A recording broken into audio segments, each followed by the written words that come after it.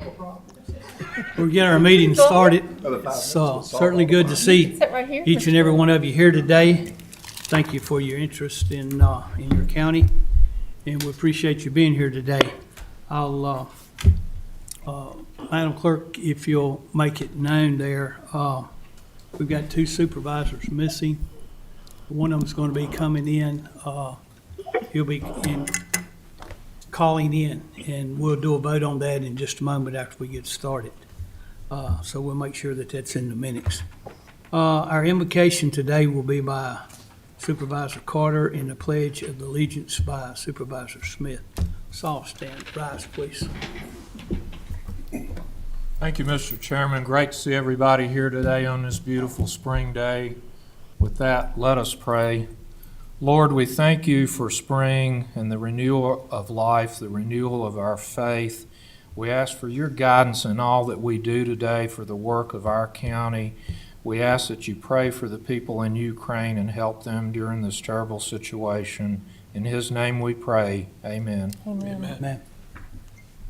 I pledge allegiance to the flag of the United States of America and to the republic for which it stands, one nation, under God, indivisible, with liberty and justice for all.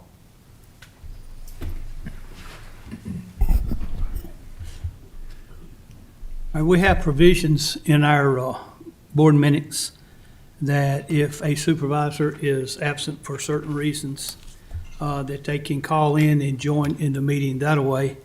And that is the case today with Supervisor Ronnie Mitchell. And so I need a motion and a second. We need to do a vote that it is okay for him to participate via the telephone. Mr. Chairman, I make a motion that we allow Supervisor Ronald Mitchell to participate in today's meeting by telephone. Second. We need a roll call, or just all in favor signify by saying yes. Yes. Yes. Any opposed, same sign. All right. All right, I got to do something now that I don't want to do at all. But I'm going to ask all of the supervisors that are here if they will join me down in the front. And we'll ask Madam Clerk, if she'll come forward. This is our last board meeting with Madeline as our clerk. She is going to, I have to say bigger and better things, but that's debatable. But anyway, she's going to work for Roanoke County, and we're going to miss her tremendously.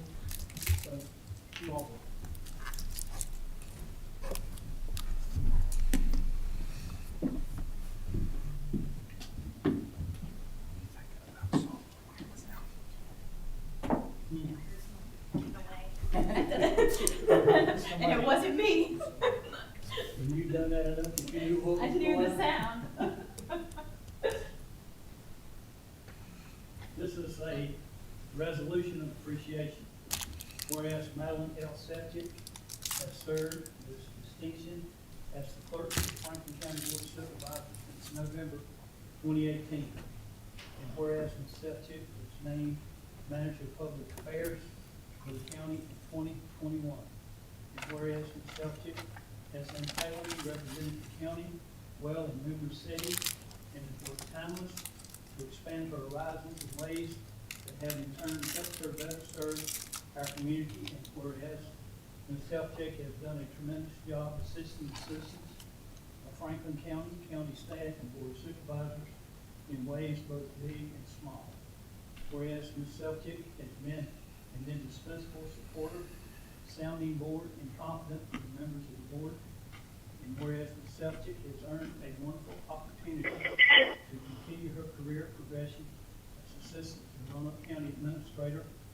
And now, therefore, it be resolved that the Franklin County Board of Supervisors hereby adopts this resolution of appreciation to honor Madeline L. Selchek for all she has done to make our community a better place. The board further wishes to remind Ms. Selchek that she is and will always be part of Franklin County family.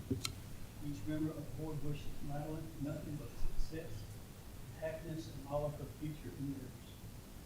adopted this 19th day of April 2022 by Franklin County Board of Supervisors.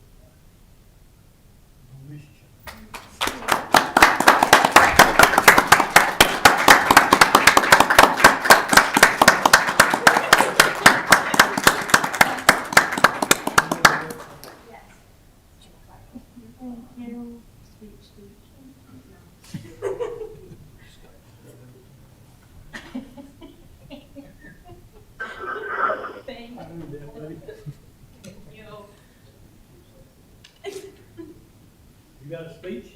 I do not have anything prepared, but I do want to thank everyone in this room and also behind me who has supported me and will continue to support me in my career. And I'm just going to be right down the road. So, same cell phone number if there's anything I can ever do to help anyone. Thank you.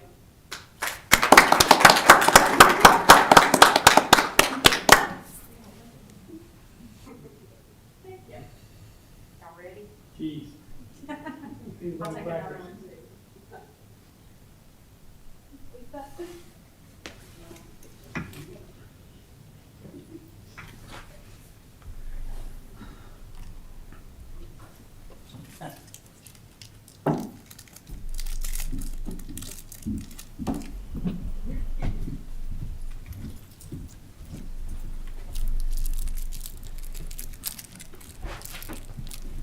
You probably didn't hear what she said, Mike. She said she heard us in there tapping. And she knew what it was, and that she wasn't involved, but she'd done that enough, she knew what was going on. I don't know whether you heard that or not. That's fun. Okay, we need to approve the agenda as presented. Do any of the board members have any additional additions, amendments, or deletions to the agenda as it is? I've got one question. I'll go ahead and ask that now. And it has to do, no, we need to do I don't want to pull it, but I do have a question. I'm going to do that anyway. If I'm wrong, Mr. Gwynn, you can stop me. The residential water connection request that has been done from Rocky Mount. I know that we have a contract with Western Virginia Water Authority, and that contract has been, they know what's going on and they approve, and we don't have any objections and everything's cool with that. It's my understanding. Okay. All right, so that answers that question. All right, is there anybody else got any questions or anything? Mr. Mitchell? Yes, sir. On number 4, the request to fast-track the rezoning application, just looking at the size of this application and the length of time of a month that it would set them back, I just think that with the application of the amount of single-family dwellings, 3 special use permits, that this thing, in my opinion, should go on through normal and give the planning commission and the board time to really understand what's in the request. Do we, Mr. Sandy's not here. Do we know, oh, there's Lisa. Do we know why they want to fast track it? Yes, sir. Yeah, they're doing the meeting. I'm here.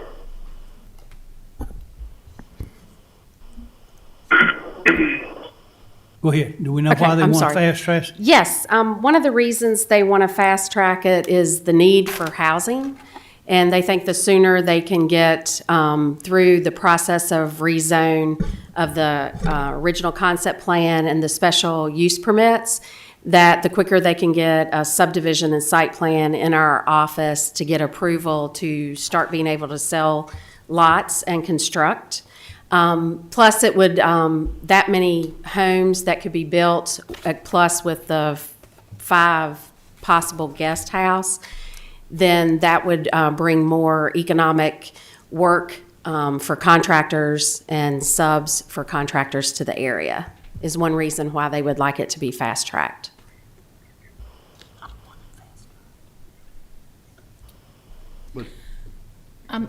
Yes, sir, go ahead. But we're only looking at 1 month. Yes, we are only looking at 1 month, but Mr. Willard felt like it was worth asking to move it up because he knew that we had fast-tracked some other applications to help out with economics or to help out with issues the county's having, like housing. So that's why they wanted to request it. Mr. Chairman, if I may. Yes. I have a comment when it's an opportunity. Tell him, hold on. Chairman Thompson just asked that you hold on just 1 minute, Ronnie. Okay, no problem. We have the ability to fast track for reasons of economic development. This is in my district. I've been working with the Willards on this development for some time. And this is, at this time, the nature of needing this fast track has everything to do with the economy and the volatility in the marketplace right now. And to get started makes all the sense in the world in terms of material costs, in addition to all of the issues that Lisa has cited with regard to just trying to get these up and going. And the market is still very good in Gills Creek for the sale of single-family homes. And we've got a bubble that we're working with, and we just don't want to miss that. Right, and if inflation does rise, then obviously the interest rate will rise on homes, and that's another reason, I'm sure, why Mr. Willard would like it to be fast-tracked. Because a month could make a difference. Yes. All right, I think we can do it this way then. We have a motion before us to pull number 4 off of the request, and you heard Mr. Mitchell's request there for that. What's Mr. Ronnie Mitchell? He's got a comment. Ronnie Mitchell, you have the floor. Okay, thank you, Mr. Chairman. The comment I have, I would agree with Ms. Smith. I live in the contracting world myself, and it's very volatile right now. I have no issue with the quality and standards that Willard Company has with developing. I would have no issue with approving their fast track request. And I just wanted to get that comment in there. They have a very high standard, and I don't think it's anything for county to worry about if we want to fast track it. All right, anybody else got any comment on that? All right, I got a motion on the floor to pull number 4 off of that from the fast track. Do I have a second? All right, we can still do the motion without a second. Madam Clerk, do a roll call vote if you want to pull it or leave it on there. Supervisor Smith? No. Hey, Madeline, Yeah, Ronnie? what's the motion? I couldn't hear it. The motion is to pull number 4, which is the Willard property, from the consent agenda. So we're voting to pull it, is Mr. Leland Mitchell's motion. Yes, sir. So Madeline, to clarify, I'm voting not to pull it off of the consent agenda. Yes, ma'am. Yes. That's a no vote, right? Supervisor Tatum? No. Supervisor Carter? No. Supervisor Leland Mitchell? Yes.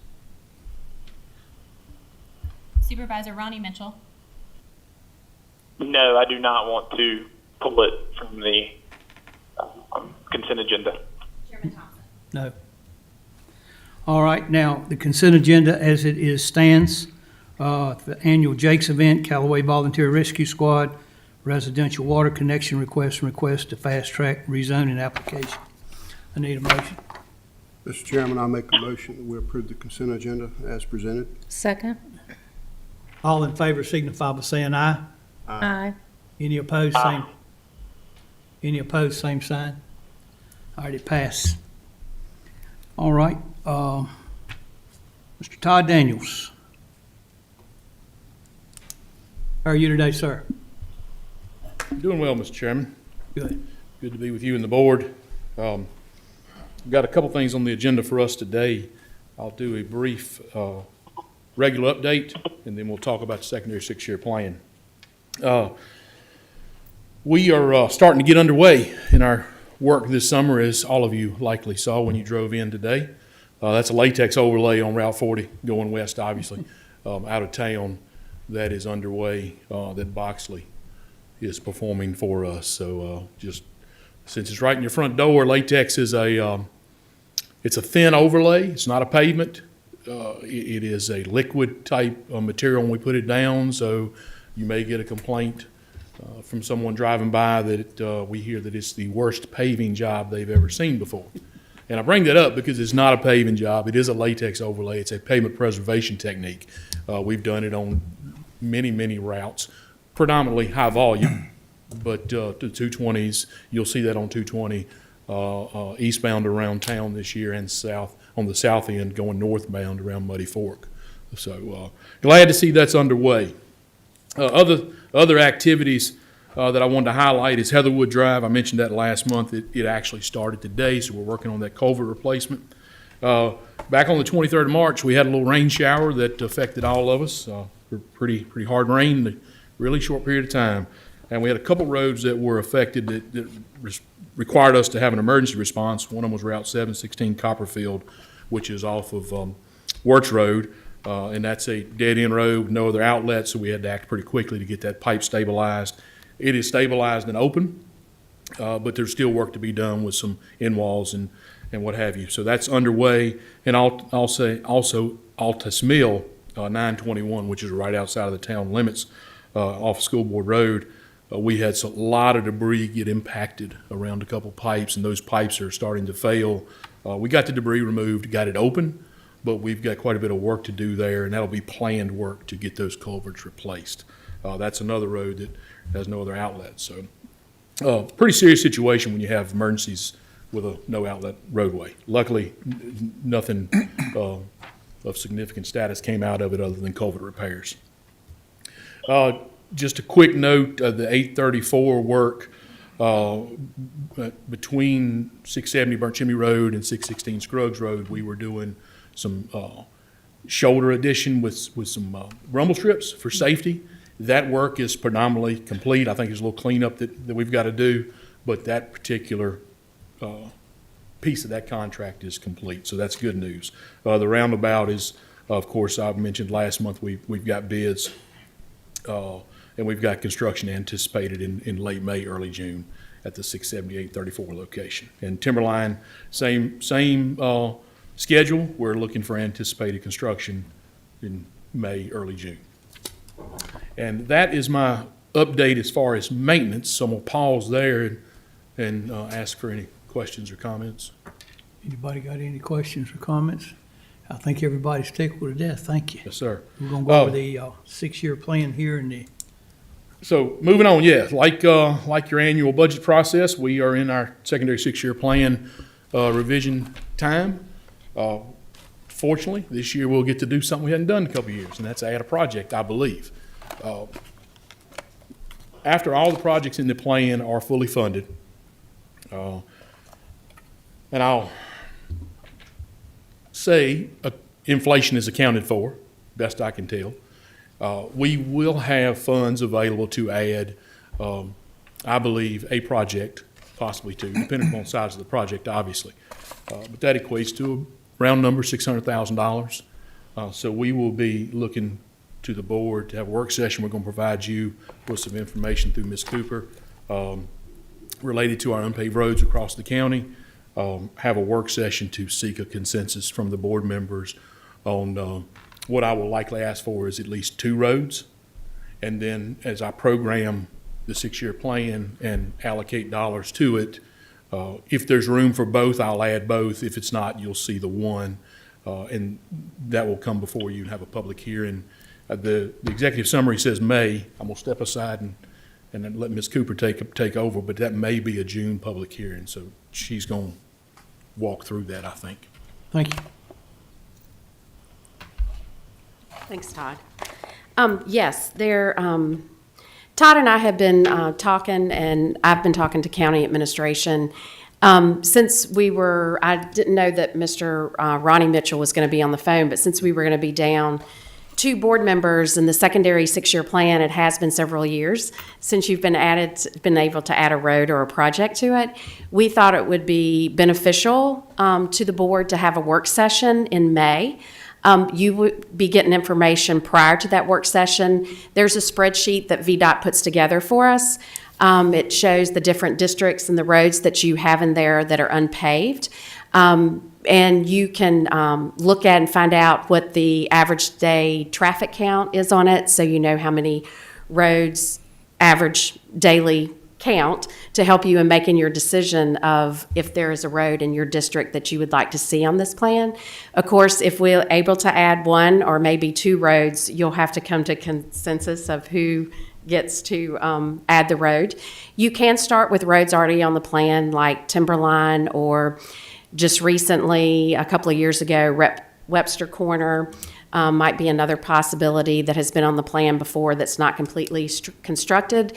We're not suggesting, but that's just a starting point, and you'll be able to see some of the other roads. We'll give you information of phone calls that VDOT gets about unpaved roads, where a lot of their maintenance cost goes to after a hard rain, and what they have to do to get this road back to be passable. What might be a consideration that you as board members will take into account in making your decision. So what we're here today is to ask if we could have a work session in May. And like I said, staff will send you information to be able to be ready for that work session. And then we would like to have a public hearing in June. And that's what we're here to ask, if you will give staff the go-ahead to have the work session and to advertise for the public hearing in June, which is a month later, but we feel that we need the work session. Anybody got any questions for Todd or Lisa? All right, I need a motion for the, for the Madeline? head. Supervisor Ronnie Mitchell? Yes, I think the work session for the secure road improvement plan, I would agree with the work session on that. Yes, sir. I need a motion to advertise for public hearing for the, go ahead with the work session and for the advertise for the public hearing. So moved. Need a second? Second. Madam Clerk, do a roll call vote on that, please.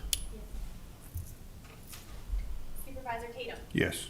Supervisor Carter, Yes. Supervisor Leland Mitchell, Yes.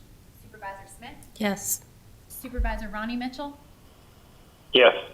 Chairman Thompson. Yes, Mr. Chairman, may I ask a question sure. of staff? And Madeline, I have something I want to talk to Todd about, one an opportunity. All right, and hold on. Just 1 minute, Ronnie. Ms. Cooper, Okay. just a question.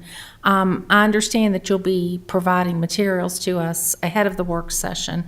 Do we have the ability to create, you were talking about historical roads and projects and so forth. Can we look at that by district? Yes, this is, it's actually a really good spreadsheet. Okay. VDOT, it'll be a spreadsheet like this, and we can separate it into your district to let you know. And then if you need any, we'll be giving you information of different roads that we know that have been trouble, or not trouble, it's just that more maintenance has been done on those roads, just to help you make your decision. And Todd will go into more detail about the funding and how it is done. Is that the type of historical district? Yes, that's Okay. fine. But Todd, correct me if did I hear you say that the one project has a $600,000 tag on it? No, ma'am. Let me clarify two things, I think. So when you ask for historical information, I interpreted that as what have we done in the past in the secondary 6-year plan as far as what roads have we constructed? Is that? No. No, okay. I'm not clear, and I apologize. That's fine. Now, to answer your question specifically, we have about $600,000 in round numbers available.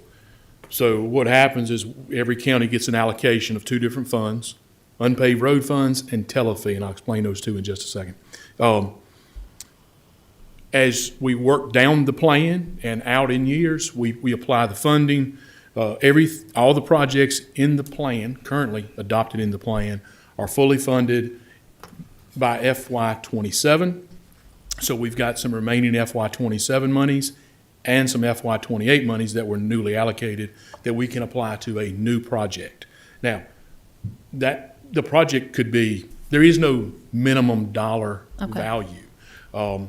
There's really no maximum other than the allocation limit. There are some limits on what our state forces can build in code.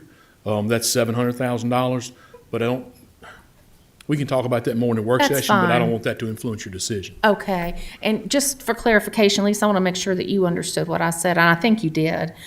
Just with the spreadsheet you have, I was just interested in seeing the list that you all have by district, categorized by district. Yes, you will see them, so we'll sort it a few different ways. We got a master list, basically it's by route number, because we work everything in state routes. And then we've got the road name in a column and so on and so forth, all the way out to the ADT, the average daily traffic. And that's very important. Right. And we'll have a few tabs that can get printed that is sorted by district, sorted by ADT, that sort of thing. So it's an Excel spreadsheet. The ADT is important because, and keep this in mind, and it's important to the way we distribute the allocation. Like I said, we've got two funds, unpaved road funds and telefee. So telefee funds come, they are distributed to all the counties from right-of-way fees and other fees that we collect from utilities and what have you. Unpaved roads funds come out of our district grant program, and they're distributed across all the counties as well. The unpaved road funds can only be applied to unpaved roads that carry 50 or more vehicles a day. That's why your ADT sort is very important.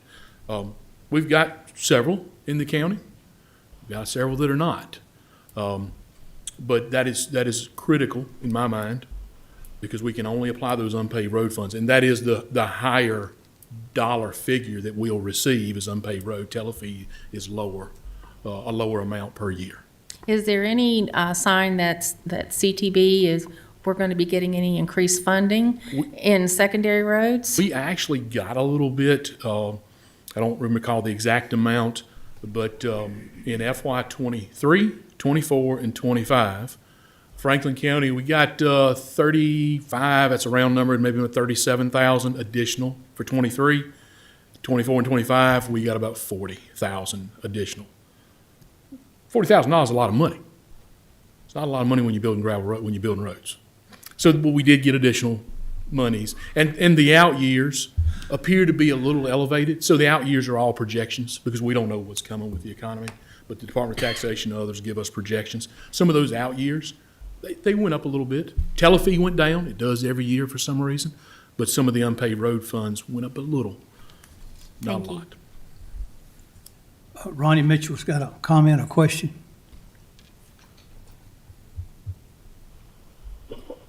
Ronnie Mitchell, do you have a comment? Yes, thank you, Mr. Chairman. I meant to call Brian yesterday. We had an accident on Grassy Hill Road, Todd. You're on Grassy Hill headed towards 220, just past Iron Ridge Road and that curve right there. We had a vehicle strike a tree, and that tree is splintered real hard. A good gust of wind would probably blow it over. I know the state trooper marked it on his report to notify you guys, but I just want to make sure that you guys got that and you are aware of it, so we can get a crew out there to go ahead and take that tree down. So it's Grassy Hill Road north of Iron Ridge, going northbound. Yeah. As soon as you pass Iron Ridge Road, when you're on Grassy Hill, it's right there on the right. Yes, sir. We will definitely take a look at it. Any more questions? Thank y'all. Yes, sir. Thank you. Brian Carter, you ready? Hey, Madeline, that's all I got. I'm going to hang up. Roger that. Thank you. Didn't want to hear my finance report. He don't like you today. That's all right. It kind of rotates from day to day, whether people like me or don't, Mr. Thompson. Thank you, Mr. Chairman. Appreciate it, members of the board. For our finance report, month ended March 31st. This would be 3/4 of our fiscal year. So what we would expect to see on a lot of our percentages is about 75% revenue or expenses. So as far as revenues, we are collecting well, either at or above that on pretty much all of our categories, which is expected with the increase in pricing and of course with inflation, things of that nature, and growth. For expenditures, we're right at that 75% for most of our departmental categories. There are no concerns. Usually we give a fluctuation of around 5% before we're really concerned. So everything's exactly where we'd expect it to be. So to graphically show you that on the revenues, you can see similar, of course, our big months in revenues are property taxes. So that's where you see November and December is peaked, and you can see we're seeing a little bit of growth in that red line there in the current year over the blue, which is the prior year. But, you know, typically outside of a real estate reassessment year, most growth when you look at the totality of the county budget is nominal. So to break that down a little bit more into further categories, so our general property taxes is up. That's almost $1.5 million, a little over $1.5 million actually. And other local taxes is up almost $500,000. State revenue's up about $1.1 million. That looks to be timing, nothing particular with the state revenue as far as special project or anything like that. So for real estate, we're still seeing solid growth. It's about $450,000 year over year. That's about 1.1%. So that's pretty good growth, and budgetarily, that's what we've been looking at as we project into the next fiscal year as well, till we get to our next reassessment. So that process, by the way, the reassessment RFP has been issued, and so we'll get those back, bring those back to the board, probably the May or June meeting to get that process started. It'll take about 18 months for that to complete for the 2024 reassessment. So personal property, you can see again strong personal property growth, 1.3 million over the prior year. That's about a 10.7% growth rate, and so that's why we're looking at personal property cautiously, because some vehicles are going to increase more than others, but we have to look at totality. So in totality, we're still only up 10.7% year over year as far as our personal property tax collections. Local sales tax, we are seeing good solid growth. It's at 8.3% year over year, a little over 400,000. That would be where we would want to see at this point. Meals tax, 13.5%. You can see we're at 89% of budget. That is a hit. I would look 2 years ago because of all the adjustments we did with COVID last year. We were at 81% of budget. We're at 89% this year. So we should certainly, by the time you look at the last 3 months, as you can see, if we get in the warmer months, meals tax collections increase as people get out. So we should definitely meet budget this year. Occupancy taxes is also up. You can see they're about 35%. That's a lot due to the additional 2%. And so, but a little bit of growth, you can see kind of as it's leveled out for the subsequent months. We had a peak in August, but everything is running pretty consistent. So for our expenditures, you can see for February and March, we've actually had a little bit of an increase. It goes up and down. Overall, I'll show you the detail in a minute. There we go. So overall, you can see for expenditures across all the categories, other than public safety, and that's because of the CARES Act money last year. It's really skewing that. We're up a little bit across all of our categories. Not, that's fairly expected. The largest line item, of course, that we have is our personnel cost. We are a service delivery organization, and so our people are our largest line item. And so with the 5% cost of living increase, we would expect some increase over last year, especially in the larger departments that have more employees in those functional areas. You would also see health and welfare. We'll break that down a little more, but we are seeing increased needs. So let me go to that slide. So you can see social services is up. That's increased operating costs for them. The same with their programs. CSA for right now is level, but we are seeing really increased complex cases, and that's going to continue. We're seeing a lot of kids need a lot of services, and we fully expect that to be a real significant budget pressure here in the next 12 months. So fund balance, there's really been no change in that from what we have locally, so it's still $7.8 million above the 20% policy minimum. Now, as far as economic update, really the only We've seen March inflation. If not, it was 8.5% year over year. And so, now at this point, that's the highest in 40 years, basically, since 1981. What we're looking at now is there's talk of the Fed, the Federal Reserve, becoming more aggressive in their interest rate hikes. And so we're probably going to see another 2 to 3 interest rate hikes over the remainder of this calendar year. So, one thing that means for us to keep in mind is whether we purchase things or we need to borrow money, and we certainly know there are two things on the horizon. There's the middle school HVAC, and there is the landfill new cell construction. Any money we borrow, that the cost of borrowing that is going to increase until we can get there and get a solid bid estimate of the cost and be ready to borrow. So certainly we'll bring that to the board as soon as we can, but process will take time. Okay. So for General Assembly update, we're still waiting on a state budget. The governor has provided amendments and vetoes to several bills.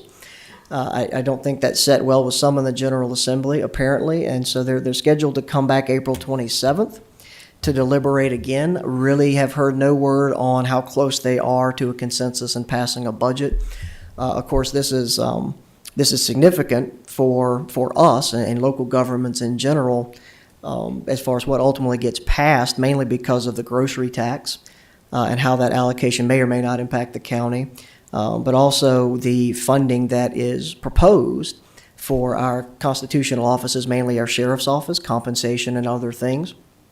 We really need those budget estimates to have a better idea of where we are on compensation. So all of that's delayed. I think at this point, by the time budget's done, we're probably going to be mid to late May, maybe even into June before we actually get budget estimates from those state agencies once it passes through the General Assembly and governor's desk. So it is delaying planning process on the part of staff trying to plan for next year's budget as well and really tighten up what the impact may be. So hopefully we get something soon we can bring back. And with that, I'll be happy to answer any questions. Thank you. Anybody got any questions for Brian here in regards to the monthly report? Ms. Smith. Thank you. Brian, question. With regard to the inflationary pressures and the interest rate hikes that are coming, refresh my memory, I do not have my file with me. Our debt service portfolio, are we on locked-in fixed terms on the debt service? Isn't that kind of what we solidified last year? Yes, we are on fixed rate, and we refinanced pretty much all of our outstanding obligations last year. Oh, actually, year before, I think it was December 2020, but on one fixed interest rate.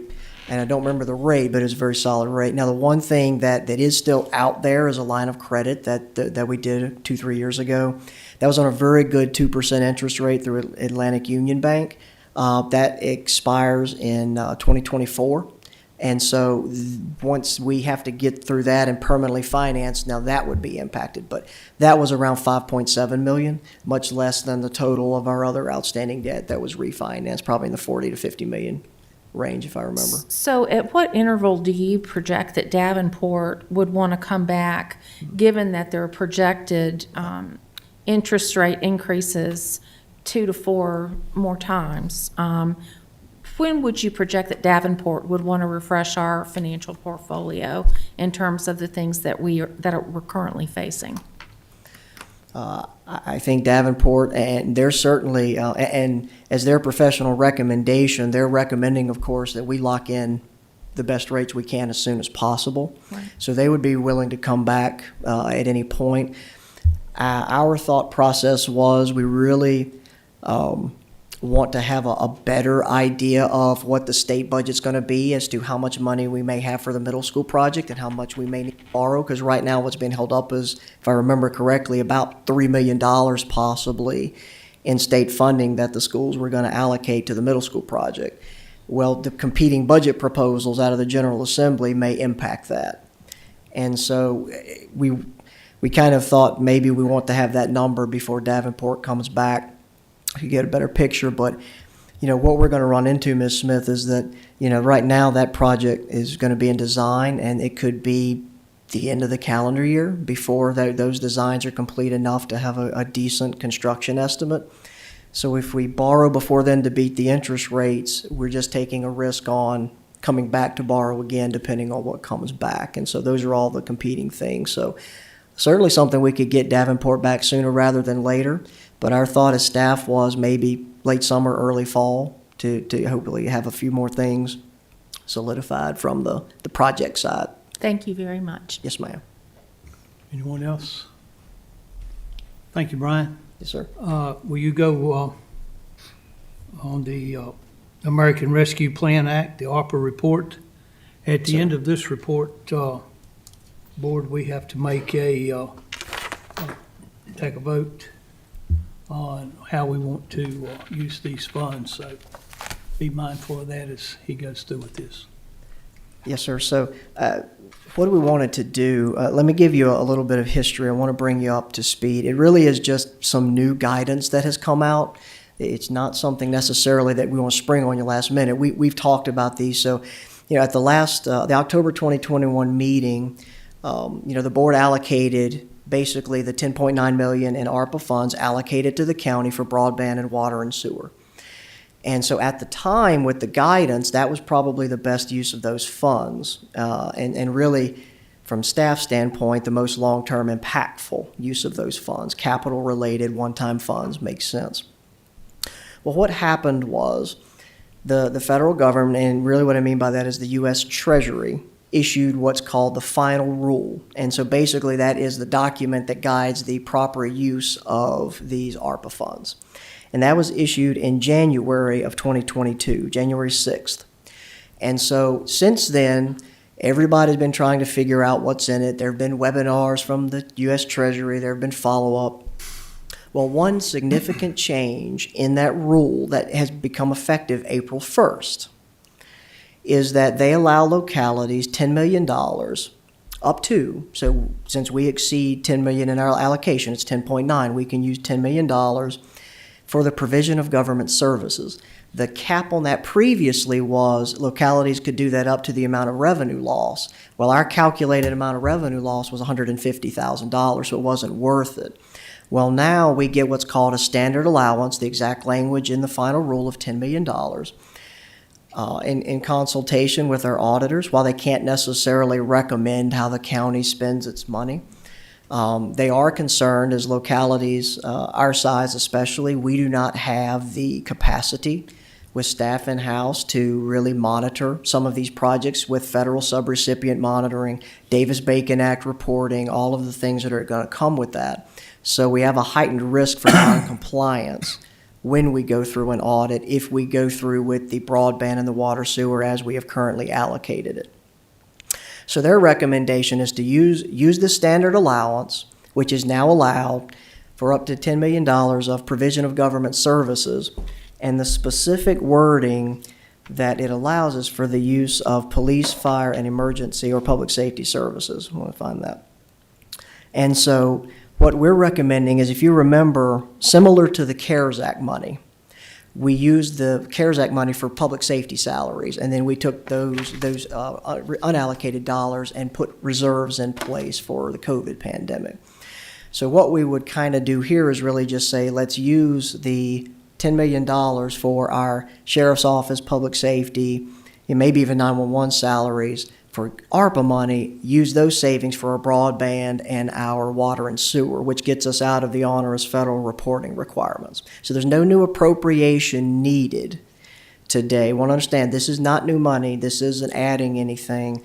This is just reallocating our ARPA money to help from the standpoint of administrative burden. But the budget doesn't change. It's just a matter of ARPA money will now be used for public safety, emergency services, personnel costs, and then those local savings will be used for broadband, water, sewer. We're still going to have $7.7 million in broadband, and we're still going to have $3.2 million in water and sewer. The reason why it's important today is that it is an irrevocable allocation or decision based on the federal Treasury guidance. So I have to decide and tell them whether we're going to use this $10 million standard allowance when I report for April 30th, or if we're going to use our regular calculation. And as I said, that was only 150,000. So what we're looking for is to just approve the allocation from a board standpoint for that change to provision of government services for ARPA money up to 10 million. That leaves us about 900,000 left. We'll keep that in broadband. We have to anyway. And actually, one of the broadband projects, the VADI money we receive from the state, has ARPA money in it. So we're going to have to do that reporting for that project anyway. So ultimately, the ask is just to reallocate, use ARPA money for the provision of government services, public safety, personnel costs, and then just take that money and allocate it for broadband, water, and sewer. Nothing in a dollar in the budget changes. It's all the same pots of money. We're not reallocating, adding money to one pot or taking away. But for the public record, for our reporting to the federal government, we wanted kind of the board's approval before we administratively made any kind of adjustment like that. So, Mr. Chairman, that's all I have. Members of the board certainly be happy to clarify any further or answer any additional questions on the request. So the way that I understand this is just a matter of housekeeping. Yes. And it's not any new allocations, it's just reappropriating money that's already, it's not adding to the budget at all. The board has already appropriated the money. They've already approved the projects. There is nothing needed on that. It's just a matter of for housekeeping public record that the ARPA money will be utilized for the provision of government services, those personnel costs. Yes, sir. Anyone got any questions for Brian Smith? Thank you. Brian, I'm sorry. Just clarification. Of course. The public safety and sheriff's department salaries that you're going to try to supplant this money with, is that money that's already allocated in this year's budget, in the operating budget for the sheriff's office and the county? Yes. Would that be the impact, and is that qualified? Is that number qualified and a good number for this fiscal year, or is there going to be some discrepancy and disparity in those numbers operating versus, supplanting that money? No, so we will not be able to spend the entire $10 million this fiscal year. It'll cross fiscal years, but remember, we have until 2024 to spend the ARPA money. So, but yes, you're correct. So what we'll do is we'll have probably go back to January 1st through June 30th of this fiscal year. But they are budgeted already, and the only difference is we're wanting to say what's budgeted instead of being general fund taxes. That's going to be ARPA money to pay for that portion, $10 million. And then the $10 million that generates or frees up from savings and local money will then be transferred to fund those broadband and those water sewer projects. So it's really just a switch of the funding source. No other change in the dollar amount or the use of those funds. And those are allowable uses under general services? That was the change that was made. And so from a discussion with our auditors and what I'm seeing in boards of other localities, especially amongst finance professionals, that's the least onerous reporting category. And the language that we pulled out of here was directly from final. I saved you the 437 pages of the final rule in your board packet. But the exact definition of government services says the provision of police, fire, and other public safety services. So the language in your executive summary is taken directly from the text of the final rule. And our auditors are very comfortable with the use of those funds. We documented the process with CARES money, and the auditors are aware of how we document and how we process. And so not their recommendation, I think unofficially, what they think probably puts us as a locality in the best position to stay compliant and to do the best use of that money and reduce the administrative burden is to use it for those personnel costs. Thank you, Brian. Yes, ma'am. Thank you. Any more questions there? All right, we have in our book there, it's a motion there that's in there that breaks it all down. And if somebody wants to make a motion or make your own, Mr. Chairman, I make a motion to allocate the county's ARPA funds as follows: $10 million for the provisions of government services as identified for the provision of police, fire, and other public safety services, $885,502 for broadband expansion, while using local funds, $6,814,498 for broadband expansion, and $3,100,000 $185,502 for water and sewer infrastructure. Second. And we have a second. There's some big numbers there, aren't there, Mr. Taylor? Yeah, tongue-tied. All right, Madam Clerk, will you do a roll call vote on that, please? Yes, sir. I'm going to restart at the beginning. Supervisor Smith? Yes. Supervisor Taylor? Yes. Supervisor Carter? Yes. Supervisor Leland Mitchell? Yes. And Chairman Thompson? Yes. Thank you. Thank you. Thank you, Brian.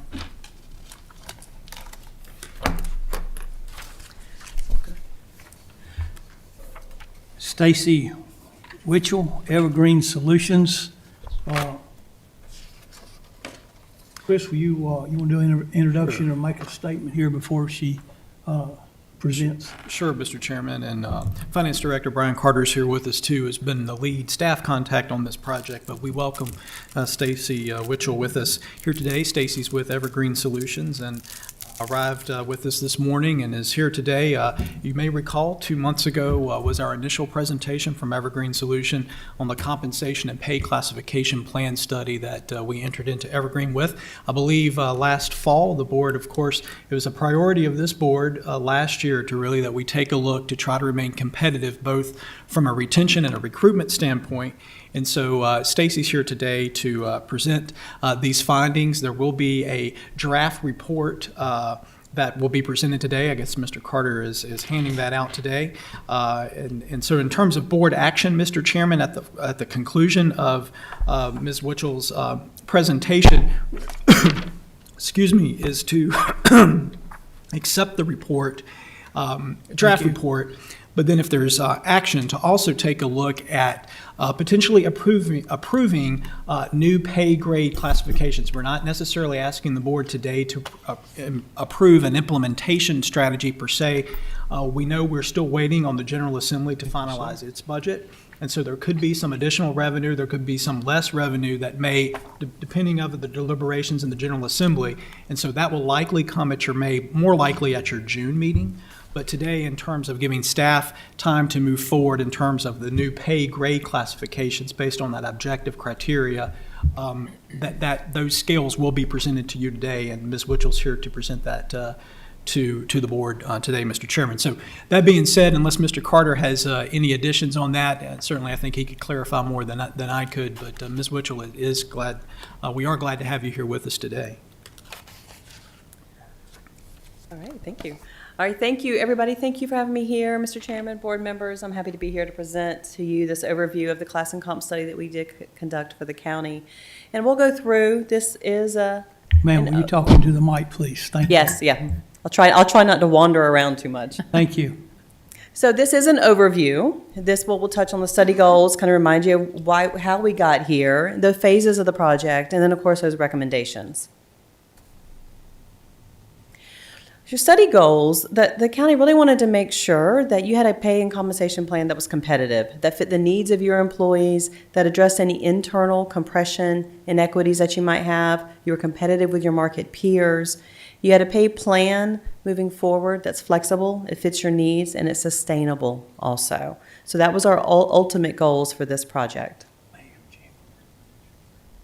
We began this study in September 2021. Like all of our studies, it begins with data collection. So we collected all of your data, we got your pay plans, your pay grades, your employee database, your org charts, all the information that you have that helps you administer what you currently have in place. So then we do an analysis on that, and I'll touch on more of that in just a minute. Now this review did cover all employee classifications. Okay, so we got in working through this, we did do a cross-section of each of your departments. We looked at each of your classifications. We looked at that organization. And then we also looked at how you're using those classifications. And then the next thing we do is do focus groups and meet with your staff. So we held focus groups. We met with your leadership. We talked to folks about why are they here? Why did they want to build their career here at the county? And what's kept them here all these years? And that the first thing we always heard here, and looking back through all the notes, was that connection to the community. A lot of your staff members are from this area. They have close ties to this community. It's their peer relationships, it's the job security, the retirements, and the benefits that are offered here locally. Now, the other things that we asked them said, okay, so that's why you're here. Now let's talk about what are those opportunities to maybe do something differently? What areas of concern do you have, or what would you like administration to consider moving forward? And so that first one, and I'll say, remember, these are perceptions. So this is your staff members' perceptions. Concerned that salaries have fallen behind other peer organizations. So you're kind of not as competitive. People are leaving to make more money somewhere else, right? That's what we heard. Recruitment, retention issues in certain areas. And then there's also that perceived inconsistencies in hiring pay practices between departments. All right, so, and again, these are things that we hear in other places as well. This is not unique to Franklin by any means. Classification concerns, job descriptions that needed to be updated.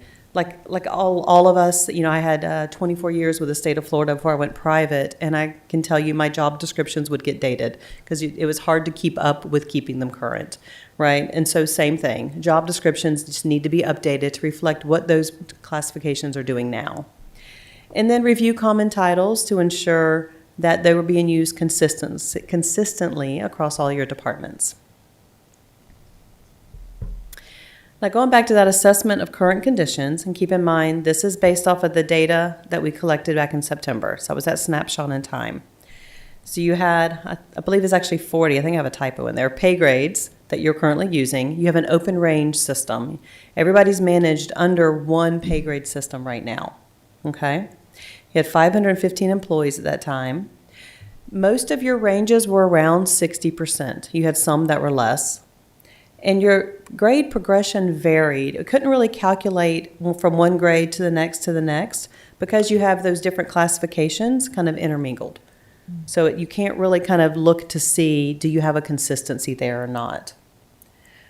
All right, so initial findings. Your current structure provides relative consistency with your ranges, but not the grades progression, okay? And it also didn't really allow for a separation of those different groups of employees. When we looked external, we contacted, I think it was 18 altogether, 18 peers to collect data. We collected data from 14 of them that were willing to participate. We used 81 classifications as our benchmarks to see how they compared to those peer organizations. And then we found that we had 5 to 6 matches per classification. And what I mean by that is we look at, pick an HR generalist, HR specialist, right? I will look at that at each one of those peer organizations. And I'm looking for those job descriptions to match at what I call about 70%. So I'm looking for the education levels to match, essential skills to match. Because if those aren't matching, then fundamentally those jobs may have the same title, they're not doing the same thing. So I'm not going to use that as a match. Does that make sense? Okay. So looking at 81 classifications across the 14 of the 18 peers that participated, I was able to match 5 to 6 for each one of them. All right? So approximately 450 data points in total. Now what we found there when we looked externally, we found that for your overall averages, at that range minimum, you're about 11% behind market peers, okay? At the midpoint, about 9-10% behind, and at the maximums, about 8-9% behind. Okay, so kind of consistent at each one of those points, not too much variation there. All right, and midpoint is a lot of times what people are trying to compare. You know, because that's where you're looking at when somebody gets on into their careers, where should they be? So that's a lot of times what people use as that measuring stick, if you will. And so keeping that in mind, keeping in what we found in the market, looking at your current structure, let's move into recommendations. And what we're going to recommend here is going to be based on that 50th percentile. So if you remember the old-fashioned bell curve, right, I'm thinking about the top of that peak of the bell. So I'm looking at the 50th percent. Okay, so I want to have you competitive at that point and provide you a structure that is consistent throughout. It meets your needs here. It's going to give you flexibility though moving forward. I don't want you to outgrow this plan in the next couple of years. All right, instead of one plan, we're going to recommend you have 3 pay plans. All right, so we're going to manage your folks a little differently. We're going to recommend a general pay plan, a public safety pay plan. This is your 24-hour employees, and then sheriff for the sworn staff that you have. For your general pay plan, sorry, I know that's really tiny. It's bigger on the paper in front of you. For your general pay plan, we're going to recommend 30 pay grades, which is less than what you have now, but remember, we're pulling some of those staff out and putting them in their own plan, okay? So we're recommending 30 pay grades, range spread 60%, and a grade progression now of 5%. So now you can see how from min to max, you got 60%, and then grade progression from that 101 to 2 to 3, it's a 5% separation between each one of them. So it lets you really kind of start to delineate those different classifications. For your public safety pay plan, again, these are the 24-hour employees that you have. Recommending 5 pay grades, range spread 60%, and again, a grade progression of 5% there. And that takes you from 101 all the way down to 105, okay, with a little bit of room in there that you're going to need as you kind of continue to grow. For your sheriff's office, sworn employees only here, 12 pay grades, range of 60%, grade progression of 5. So this takes you all the way from corrections all the way down to your senior leadership with your sheriff's department. All right, and if you look, I don't have that for me. 102, I believe, is where your entry level for the sheriff's department would be. And I've got projects in Virginia that are east of you guys, a little closer to the coast. That's not too far behind where those guys are also starting their folk with theirs, with the pay plans we just recommended. So it keeps you pretty competitive with what other sheriff's departments are doing. Now let's talk about how do you implement and move from your current pay structure to a new one and what some of these options could look like. Here's 2 of the different things that we ultimately ended up considering and recommending. That first one is called bring employee salaries to the new minimum.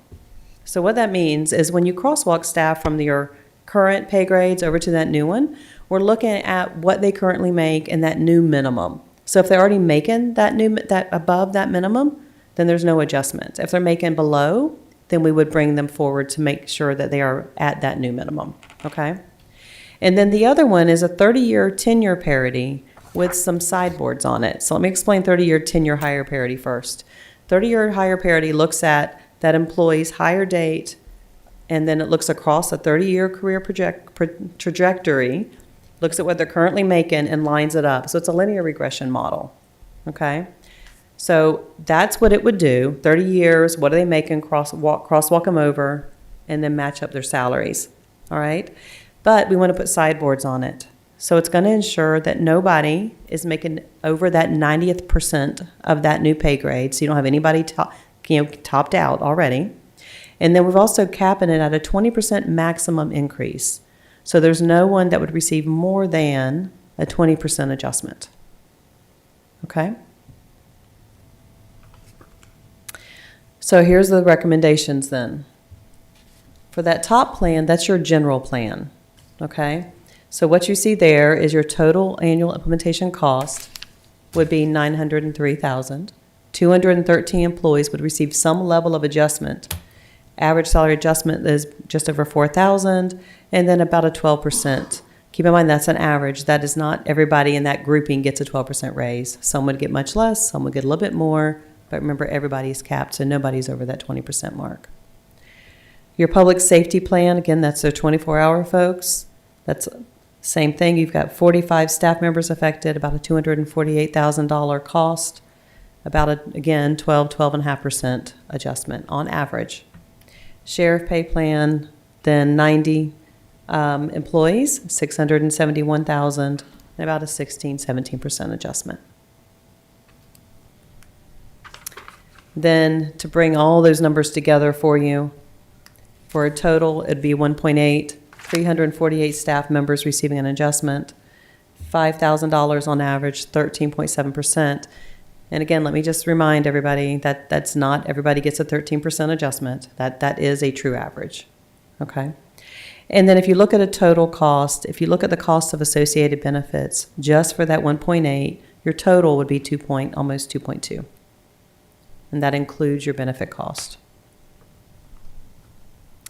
Now, moving forward, the rest of the recommendations, you adopt the classification structure, the hierarchy of classifications, the proposed pay plans, dividing you up into 3 pay plans to implement moving forward, and then transition your employees onto these new plans. The next thing would be to update your job descriptions, and actually we're doing this with you and for you. We're updating all of your job descriptions, making sure everything is current, skills, education, FLSA, everything is current there. And then moving forward, manage your plan, right? Utilize the plan that you have. Take and do small scale, ground checks, truth checks once a year to make sure you're not slipping in the market. Those are little small scale surveys you can do internally. Of course, we'd be happy to do them for you too, but just a little bit of ground check. And then if you're doing that, you're managing your plan, you're kind of doing that self-assessment annually, you shouldn't need another comprehensive for 5 to 7 years. Okay? And then, like I said earlier, I spent 24 years in government. All of our documents are living documents, if you will. They should always be updated, reviewed, make sure they're relevant, and they still relate to what you need. They're meeting your needs moving forward. And that's it for the presentation. I'm happy to take any questions, and I can also be available later if we ever need to regroup. Has anybody got any questions for Ms. Witchell? I've got a couple questions, but it'll be for county staff. Okay. Anybody got any for Ms. Witchell? All right, thank you, ma'am, for your... You're welcome. I enjoyed it and enjoyed being able to come up here, so thank you for having me. Yes, ma'am, thank you. All right, now, the way I understand this, we've got to make a vote, and vote to accept the final report and to approve the proposed pay grades as presented. I think we need to divide these up and accept a report. And then the pay grade, I've got a couple questions on that before we do that. Is that acceptable to everybody that we split this up and do it 2 ways? We accept a report, but then before we do this, because of that. All right, I need a motion that we accept a report from Ms. Witchell and Evergreen Solutions as it is presented. So moved. Second. And that is with the exception of the pay grades. And then we're going to talk about that. Madam Clerk, we do a roll call vote on that, please. Supervisor Tatum? Yes. Supervisor Carter? Yes. Supervisor Leland Mitchell? Yes. Supervisor Smith? Yes. Chairman Thompson? Yes. All right, now on the approval of the proposed pay grades as presented. Some pretty significant numbers here, and my question to staff is, I thought when we did this before, it was recommended that this be phased in, and what has staff, what are they thinking about doing? I know we're going to have it in either May or June to vote on it, but I'd like to have a little insight today, please. Yes, sir. And you're correct. So the 2.2 million is total. If you remember, in the budget, we set aside $1 million. We also set aside, of course, money for a 5% COLA. Well, if an employee is receiving an adjustment over 5%, that may also be able to free up some money to utilize for more adjustments, because it's not both, it's either or to get to market, okay? But, so kind of the process we're at now is if the board is okay with the pay grades, then we will then, as staff, of course, with the Evergreen team, start running implementation scenarios. But we need to get the grade set before we can do that. So the thought process is a couple of things. So we have $1 million to work with, basically. I think we all know the priority is going to be our sheriff's office, our public safety folks. We know that's a pressure. And so obviously we're going to take that into consideration as staff. A couple of ways, my thought, and I know, Mr. Whitlow's thought is, the pressures right now are what I'm going to call frontline staff, maybe up to the middle managers. So that's going to be our priority and probably an implementation recommendation that comes back. Whether or not we get some upper level employees might be next year, phase 2, maybe even phase 3. Part of what's going to help us on that process and is going to be delayed is we also need to factor in what we're going to receive from the state, especially for the sheriff's office, because that helps us get further with our local money. We don't have that number at this time. My thought is rather probably be May. So realistically, for us to have time to crunch the numbers and give the board about 2 or 3 implementation scenarios for next year off that $1 million, we're going to need to go to the June meeting just to allow plenty of time. But those are the thoughts right now on staff, and it's just a matter now of crunching the numbers and see how far we can make $1 million go before we actually bring it back to the board to adopt an implementation scenario and strategy. But if we can get it in June, that's enough time for us as staff to make those adjustments for the July payroll. Well, it would be a July 1st effective date. My concern, when Ms. Witchell was talking about consider a comprehensive classification and compensation study every 5 to 7 years, subject to budget constraints and market conditions. If we're not careful here and procrastinate a whole lot, we just gonna dig a hole deeper. And that's my concerns that I'd like for staff to see when staff comes back with that, with some thoughts about that, so that we don't want to start out behind is what I'm thinking. And I see several of the board members shaking their head. We don't want to start out behind. So with that, that's my comments. Is anybody else, Tim? I agree with Chairman Thompson on this. I think to reach our goal that was presented to us by our presenter, to reach our goal in one quick move, I mean, that's best case scenario, but that would be a huge undertaking, especially with not knowing what Richmond's going to do with their budget, and we just passed ours contingent on what they do with theirs. Right. But setting a goal that to get it completely implemented within this year, next year, or wherever we have to go, we need to make sure we do it as soon as physically possible, because if we take too long, by the time we get it fully implemented, we're behind again, like Chairman Thompson said. We want to make sure that we utilize the information that she just gave us and be aggressive and take the bull by the horns. And I know that's what y'all going to be working on. Yes, sir. Yes. Ms. Smith, Lori. Thank you. Brian, Yes, ma'am. DSS and the Sheriff's Office, I believe, they did their independent pay studies, correct? They have separate, constitutional offices and social services have separate pay scales. They follow the state pay plan. But, okay, what I'm trying to get at is the staff summary reports that they looked at DSS and the constitutional officers. Now, are those numbers folded into these model numbers? And the reason I'm asking is because, like in the case of DSS, they went ahead and made salary adjustments. So do these numbers include additional over and above what they've done? Does it consider that they've already given increases?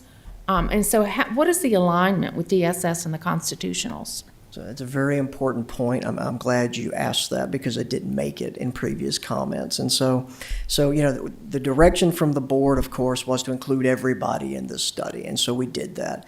Having said that, part of, in order to make this work and include it in that $2.2 million is constitutional offices and social services. Me personally, before we dedicate taxpayer dollars to this, we need to have those constitutional officers and the Department of Social Services or the Social Services Board agree to accept the new pay plan. If they do not do so, then I do not recommend as staff that we give them money to adjust salaries on a pay plan they're not going to accept. So, but we can't do that until the board accepts. So I think the follow-up from staff is if the board says we're good with that, then we as staff are going to reach out to the constitutionals and to social services and say, here's the recommended pay grades. There's allocated money for this, but do you agree to accept this pay plan? If they don't, we have a concern with that. If they choose to stick with the state pay grades, we can't very well roll them into a compensation study that has a whole different set of pay grades. So I think to your point on the social services, they have made some adjustments, and they have a methodology to do that, state approved. They go through a process, they have options. So I think if the Social Services Board agrees to accept the new pay grades, then what we would do is take their existing staff, go through, okay, here would be what the adjustment would be for those staff. If they are above that, they will not receive an adjustment. Now, we wouldn't necessarily recommend that we reduce anybody's salary, obviously, but we're certainly not going to take this over and above what an adjustment has already been made. The adjustment, if they're already at market with previous adjustments, then they stay where they are. Any adjustments from this study is not going to add to that. And all that would be comparing their current salaries to what's recommended based on the methodology. So could they basically say, in the case of DSS, that they are going to, of course, they've given those increases, so can they jump on this at some point in time? Have we worked all of that out? Well, so we met with them when the study was starting and asked if they would be willing to participate.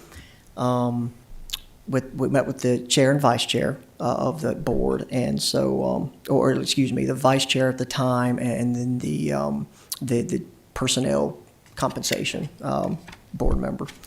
And so that basically it was we'll agree, but we're not going to agree to be bound by the results, was the answer we got until they could see what came out of the study. So it's been worked up to that point. There's a whole process they'll need to go through at the state level to go enter onto a different pay plan other than the state plan. And it's a decision they'll need to make. That's something we as staff, of course, we can encourage. But it is, if they choose not to, to me, this is a kind of a one-time offer, in a sense, from staff. I don't think it's fair to the rest of the county employees to allow them at some point in the future to then jump on our plan when they feel like it's most advantageous to them. I think that's unfair. I think the offer needs to be, you can do it now or go your own way with the state plan. That's the offer. But those conversations will have to be had. We needed to get to the board first and have a board comfort level with the proposed pay grades and where that may go. So, number one, will you keep us apprised of those results? Because if they opt out, that's going to change the numbers. It will, and it really frees up more money to reassign to other county employees, basically. And the other thing, Brian, asking us to approve the pay grades. Yes. I don't have anything to compare this recommendation over what we currently have. Sure. It's hard, I feel like you're asking me to adopt something here that's just on a standalone basis. I don't have data, and I don't have the comparison and why it changed where it changed. And so to keep it from a standpoint of, conciseness, we certainly have those scales. Ms. Barnes in HR certainly has basically crosswalked all of our current grades to the new grades. But from the standpoint of a presentation and consumption from a board perspective, felt like that was overkill for presentation today.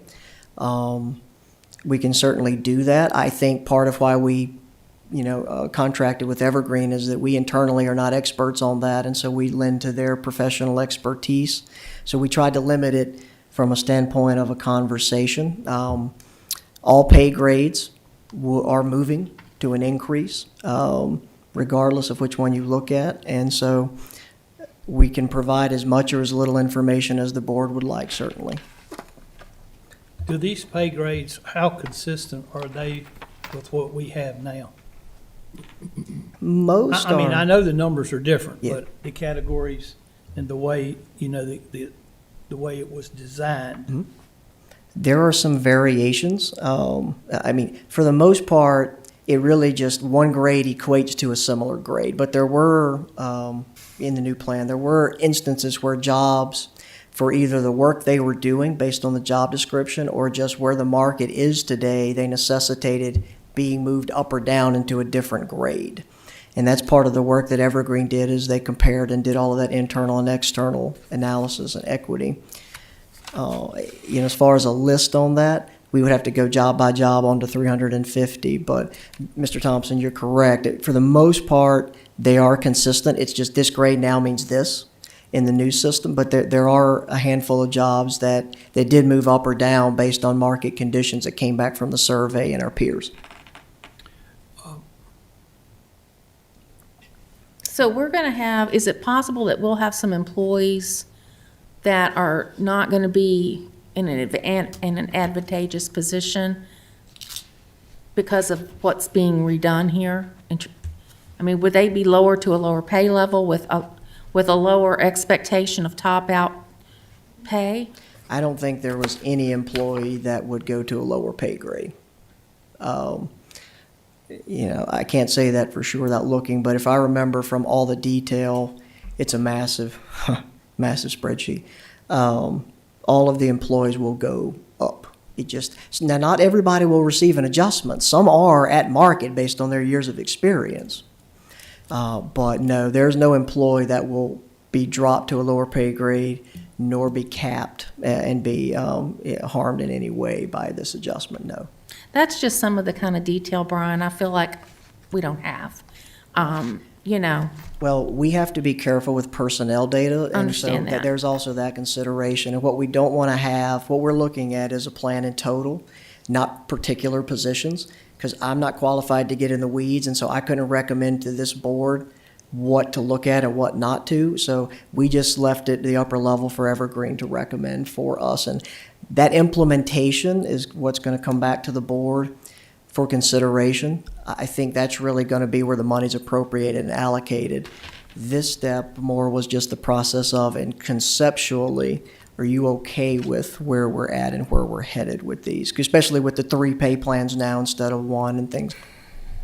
Certainly understand if the board wants to think about it, to look at it a little more, we get that.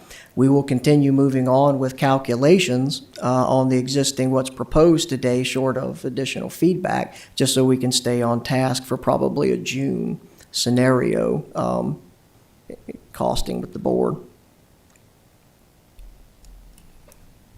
Ms. Smith, you Thank you. I think there are very good questions that everybody's asked.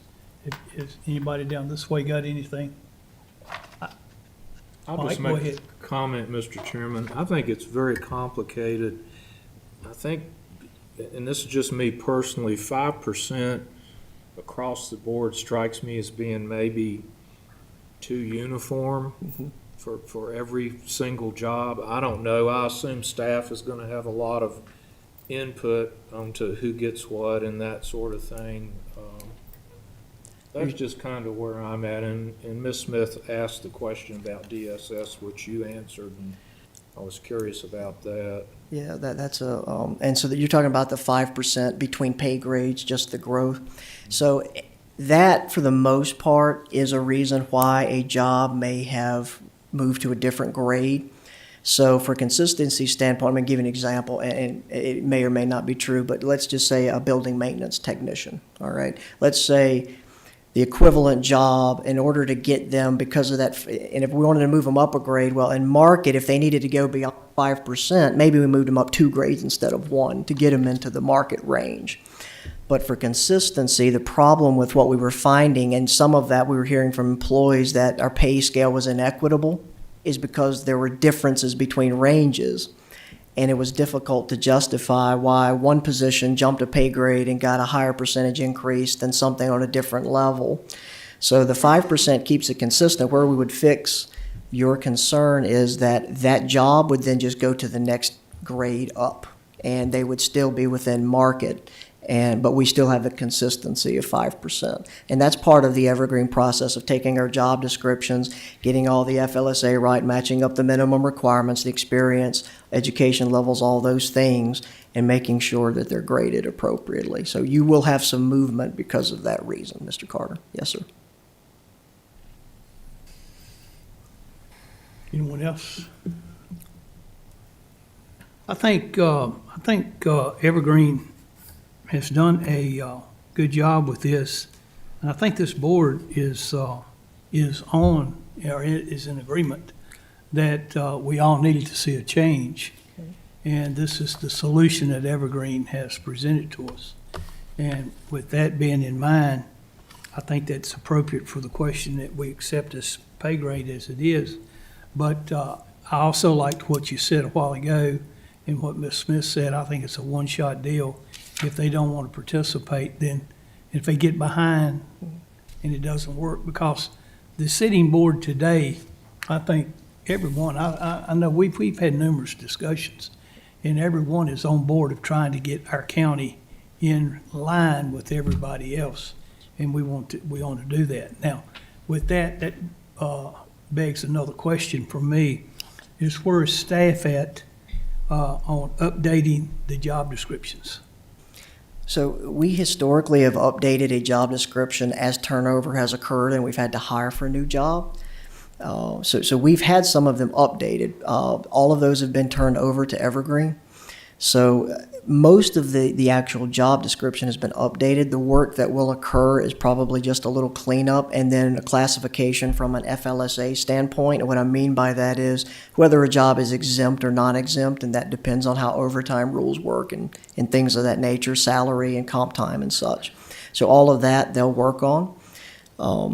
I will say, you mentioned getting behind, and so part of what we're looking at to keep the plan going forward is that we need to periodically, and this is something that we'll discuss with the board in the future, we really want to get it implemented first, but we need to periodically be looking at our employees, whether that's an annual look and what period that is. Maybe it's every 3 to 5 years, but we need to be gauging where employees are in the pay grade.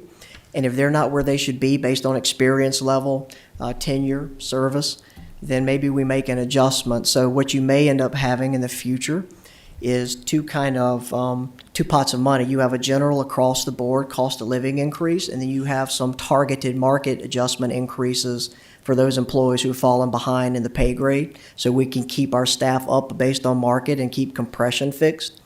And I think if we do that properly, like Ms. Witchell said, then we won't need a comprehensive study for at least 5 to 7 years. And so that's all part of how staff plans to manage the plan that's ultimately approved and adopted by the board. It's going to take an annual look at our employees to make sure that they're in the right spot on the pay grade based on their experience and qualifications. So when we come back to the board, the implementation cost will be one thing, but the other items would be, and it's a change. That's a change in how we have compensated employees today. If we've given a 2 or 3% COLA, that's all they got. Well, that may not keep up with market. That creates compression when you have to hire somebody new. So we're going to look at ways to fix that. All things that we will discuss and come back to the board later. That really is not a part of the discussion here. But that it will address a concern of falling behind in the pay scale and keeping it up and keeping our employees current with market. Okay, Mr. Taylor. I was just looking over the different pay scales, and I can really appreciate the work that has gone into these, but I want to make sure that one thing, one position in particular is not overlooked, and we cover the sheriff's sworn employees pay plan. Yep. I want to make sure that our 911 dispatchers are taken care of in there as well, because they are often overlooked. They're the unsung heroes of Franklin County as far as I'm concerned. You know, if you call 911 and need a fire truck, ambulance, or a police car, you're not going to get it if you don't have a good, competent 911 dispatcher on the other end of that line. Mm-hmm. And their job is stressful. I couldn't do it. I don't know if many people in here, I see one fellow sitting back there in the back that did it for a while many moons ago, but I wouldn't want to even try to attempt it now. Those people they put forth, they work 12-hour shifts, and those are some long hours and some cramped conditions. And I want to make sure that wherever they're put in on this scale, for it to garner my support, it better be lucrative. I want to make sure they're taken care of. And so, and that's part of the, you start jumbling positions together, so we tried to avoid that and just throwing them all on here, but I'm glad you asked that. So I want to clarify a couple of things. First, I want to clarify the sheriff's pay scale, and then I want to talk about 911 specifically to address your concern. So the sheriff's pay scale with those grades starting at S101, and we worked with the sheriff's office on what they wanted to see. We appreciate their feedback, think it's been a wonderful partnership with them. And so I think this accomplishes a lot of what they want to see. So that basic pay grade at starting pay of $43,000 is going to be a corrections deputy. Okay, basically a jailer, bailiff, whatever you call it. S102, the 150 is a patrol deputy. Then the sheriff wanted to add a career progression. So S103 will be a senior deputy and S104 will be a master deputy. And that would be as they progress between 5 to 10 years of experience. Sure, there's other certifications, certainly for the sheriff's office to work with our HR staff to manage. But that allows a career progression for those deputies. So with 10 years experience, you have a deputy at least at $50,000 at a minimum. And so, and then of course that as they progress up below that gets to your sergeant, and then you get to your lieutenants and different levels there. So that's what's in the sheriff's pay scale. Okay, it goes all the way up to major. Of course, sheriff is a constitutional office that's set by the state as far as pay. For the 911, because they're not sworn, they were put under the general plan. I will say we were able to work. I think we're close. The starting pay for dispatchers under the new pay scale would be over $37,000. Right now it's $30,000. That's a huge increase. And so that gets into the range the sheriff wanted. It's 37 and some change. I can't remember exact, but and so that's going to be a big adjustment for them. But we feel like that's needed based on peer group and just difficulty in hiring in that area right now, frankly. So that would be in the general plan. Not sure what grade, but that would be the starting pay for a 911 dispatcher. Okay, thank you. Yes, sir. Any more questions? It clarifies everything. Well, I don't know about clarifies everything, but it answers the questions anyway and puts it in perspective. All right, thank you. Yes, sir. Thank you, and appreciate that, all the work that you've done, and also for the, what do you want to do? I guess We need a motion to accept the proposed pay grades as presented. Chairman, I make a motion that we adopt the proposed pay grades as presented. Need a second. Second. Madam Clerk, I'll get you to do a roll call vote on that, please.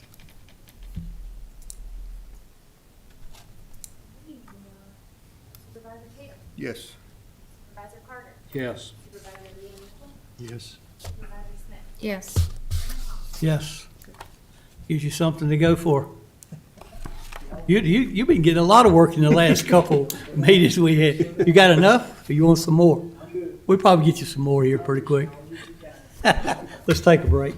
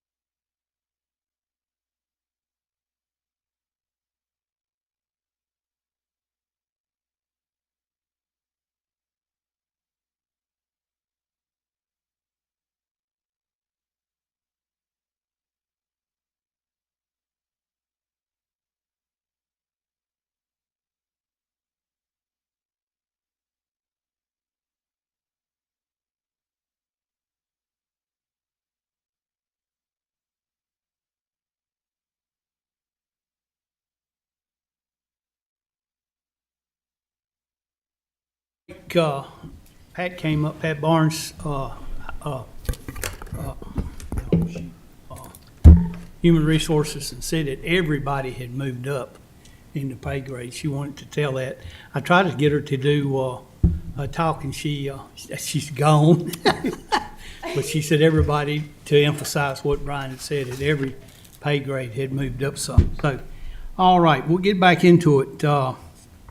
We've got 2 or 3 things here to go over in the next few minutes. Mike Burnett, the Assistant County Administrator, and Beth Sims, Director of Economic Developments.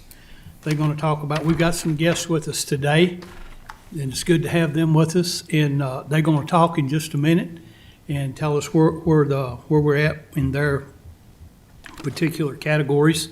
And we're going to talk about that. And then we've got with the Connector Road. Beth, Mike? Yeah. Go for it. So we got quite a few economic development related items today, so I figured if it was okay with y'all, we'd take just a couple minutes to give a summary of some of the stuff. Economic development's one of those things that you can't see until it's there. You know, the traditional medicinals project was in the works for 2 years, before it was announced. So just to give updates on some of the stuff we've been doing behind the scenes, since we have our partners here. One you're familiar with, Roanoke Regional Partnership. I'll let John introduce his staff, but they're here. And then also, and I consider, Summit View and them, that's our long game. That's our long-term economic development strategy, is the business park and industrial businesses like that. And then we also have Jeff Robertson with Roanoke Regional Small Business Development Center here, and he works, and he's our new small business advisor for the county, and that's kind of what I consider our short game. Y'all may have seen in the news nationally since the pandemic started, there's record numbers of new businesses being created, and we're being part of that. At least once or twice a week, I'm getting a call from usually a resident, sometimes people who are looking to move into the county who want to start a new business. Most of them are, solopreneurs, just 1 or 2 people, but you never know where that business can go. And so I'll let Jeff share a little bit about what he's been doing, but just wanted to it's kind of nice to have both of these kind of strategies here today because they complement each other. Not yet. You'll go, sorry, you actually go last, yes. Sorry. So this is an updated map of the park. Y'all should have this on your screen. We did this just to show what has been developed and what needs to be developed. There was a little bit of confusion sometimes with the master plan of what had been constructed and what hasn't been constructed. So this shows, Valley Star, Stick Pack. The Eagle site is now done. The road will be open there any day now. Dogwood site is partially graded. Some of the recreation amenities that have been completed. The road coming into the north region, for Stick Pack and traditional medicinals. But it also shows, the development that needs to continue. So this is just an updated map, and I'm happy to print this off and give this to y'all, if you would like one. And as I was preparing for this, I was looking back. Franklin County did not have a full, independent economic development department until 2013. And then the idea of Summit View, was official in 2015, and construction started in 2017. So to see this much development happen, what Mike and his team, the utility partners, the engineers, our planning and zoning staff, what Mike has been able to lead and get done in a very short amount of time in the grand scheme of things, to me is very impressive and amazing. And I would say Summit View is developing just as fast, if not faster, than any other business park in the region. And so just wanted to give you this updated map for that. Recently, in the last couple months, I've had the ability to meet with about a dozen site selectors, either one-on-one or in small group. And those are the people who, when a company like Traditional Medicinals or somebody is looking for a new location, those are the people they hire. It's a fancy word for realtor, a site selector. And I've had the opportunity to talk with some of them recently. And I actually have magazines for all of y'all that shows the survey that Area Development Magazine does every year. And they interview the CEO type people who are making the decisions of new locations, and then they interview the site selectors. And these, so I just pulled out the top 10 site selection factors that companies are looking for right now. And the one thing across the board that they all have in common is cost. As Brian talked about inflation, we all know gas, transportation costs, supply chain shortages. the biggest thing when a company is looking to locate right now is cost. You know, how can they save? And we can compete in that because of low taxes. Like I said, our planning and zoning staff are awesome about fast tracking permits for us when need be. So that's an advantage that we have. And then we're working on all this other stuff. The highway accessibility, which that's why Mike is here today, to get the engineering started on the connector road, which will be huge. Once we have that connectivity within the park, that's just gonna make us even more desirable. So just kind of highlighted some of the big things that you know, the CEOs and the site selectors are telling us that they're looking for when they're looking for new locations. Because even though we're in Franklin County, we are competing in a global economy. We're competing with locations all over the country and sometimes all over the world. So we've got stuff, of course, talks about labor, and then shipping costs, highway accessibility, energy availability. I highlighted the ones that were the same for both groups. Oh, my formatting never translates. But anyways, and then you've got, like I said, our focus, as Mike's gonna talk about the contract for engineering, is the transportation infrastructure, the utility infrastructure. Like I said, we talk to Western Virginia Water about every week. Our, AEP, all of our utility partners are very good to work with. And then at the bottom there where it's cut off, it says improved land. If you go back to the slide where it showed the map, the north region of the park, once we get Eagle Site and Dogwood Site complete, then we'll start looking at some pads for that north region of the park so we can market those as well. And so that's all I have. Like I said, Mike's going to present on the contract, and then John Hull will present on the partnership, and then Jeff Robertson will talk about small business advising. Thank you, guys. Yes. Beth, will you make one of us a map of the business park that you had on here? Mm-hmm, yep, I'll print you all a copy. Thank you. Yeah, thank you. Thank you, Beth. All right, so this is the meat of the presentation as far as what we need to ask you all to help us with. As you know, we just finished the D3 road segment and the Eagle site. You can see the aerial here of when it was actually in construction. I wanted to point out that we are at substantial completion, and this was built by Bowman Excavating. And for those of you that I'm sure you already know, but if you didn't, Bowman Excavating is a Franklin County company. This is their second project at Summit View, and have absolutely knocked it out of the park. Fantastic company. They're great to work with. They do a lot of work around the region with other economic development projects as well. So this is the D3 segment as of today. It's an aerial photograph showing the road. As you can see here, this segment is called D3 and is what was just completed, as well as the Eagle site. The Eagle site is our only graded pad left at Summit View. It's about 15 acres in size. We've been fortunate. Beth's already got some prospects looking at it, so we're moving ahead pretty quickly. The next step of the project is what we all have been referring to as the connector road. On this map, you'll see in the green circle, this is the D3 segment, and then everything within the red circle is what we call the connector road. And it will be improving the existing Pleasant Breeze, which is the purple road here, and then constructing a brand new road that will connect from Brick Church over to Commonwealth Parkway, which is the existing access road. To give you some idea of what we're talking about, this is an aerial shot that shows you where it actually starts. The connector road comes across existing Pleasant Breeze here, across Brick Church, and then crosses this slight hill of high magnitude over to the existing crossover there at the north region of the park. So today what we'd like to do is to bring to you all a request to move forward with engineering on this project. We so far have received approximately $14 million worth of grants for this road, 4.7 from the U.S. Federal Economic Development Administration, 5.4 from VDOT's revenue sharing program, and 3.75 from VDOT's Smart Scale program. And so we're very thankful to those funding agencies as well. Right now, what we're looking at, if we get started now on engineering, is we will have project completion of the construction of the road by the end of 2024. So we're looking at a somewhat of a long-term project, a couple of years in the making. What we've done so far, we've gone through all of the process that we had to do to get through VDOT and EDA regulations so that we could come up with a proposed engineering contract.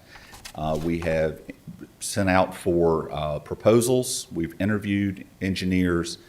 We've done all of our homework and come up with the proposed contract engineer, Timmons Group.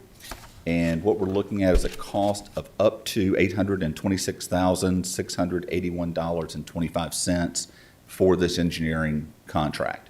And we have it as up to because there are several things in there that we hope we don't need to utilize that would bring that cost down somewhat, but we wanted to make sure we had all of the potential costs in the engineering proposal. So, as you know from the executive summary, we've got this contract that's ready to be let, pending board approval, but also pending VDOT approval.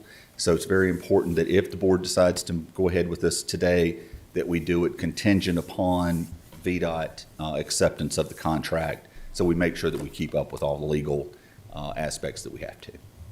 And I'll be glad to answer any questions that the board might have. Anybody got any questions? Ms. Smith? Mr. Burnett, just a Yes, couple Ms. Smith. questions, if I may. Yes, ma'am.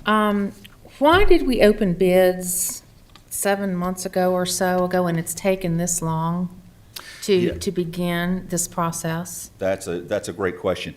Utilizing the Economic Development Administration at the federal level causes a lot of additional work that we have to do on how we procure, much more contract work that we have to do. So it just ended up taking more time than what we had normally would do. And so we got caught up with some of the holidays and some things as well. My next question, this completion date of 2 years out, Yes, ma'am. I've never seen a road take 2 years to build. I'd like some kind of explanation as to why we are dealing with such an extended projected outcome. Great question. That actually is a accelerated timeline. The initial project that we looked at was going to be sometime in 2025 to be completed. We were able to work with Timmons Group, VDOT, and USEDA to overlap some review processes that cut a few months off of the timeline. But it is a extended period, and a lot of it comes back to environmental work that you have to do whenever you're using federal dollars. Thank you. You're welcome. Anyone else? All right, so we need to,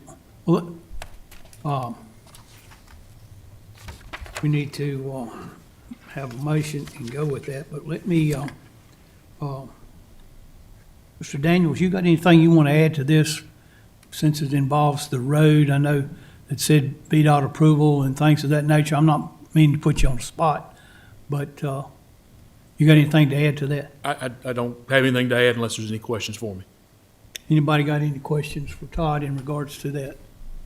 These roads will be brought up to VDOT specifications, and when it's all said and done, you guys will accept it into the project, supposedly. We will accept them into our inventory for maintenance, yes. Yes. Thank you, sir. All right, I need a a motion. There's one in the book.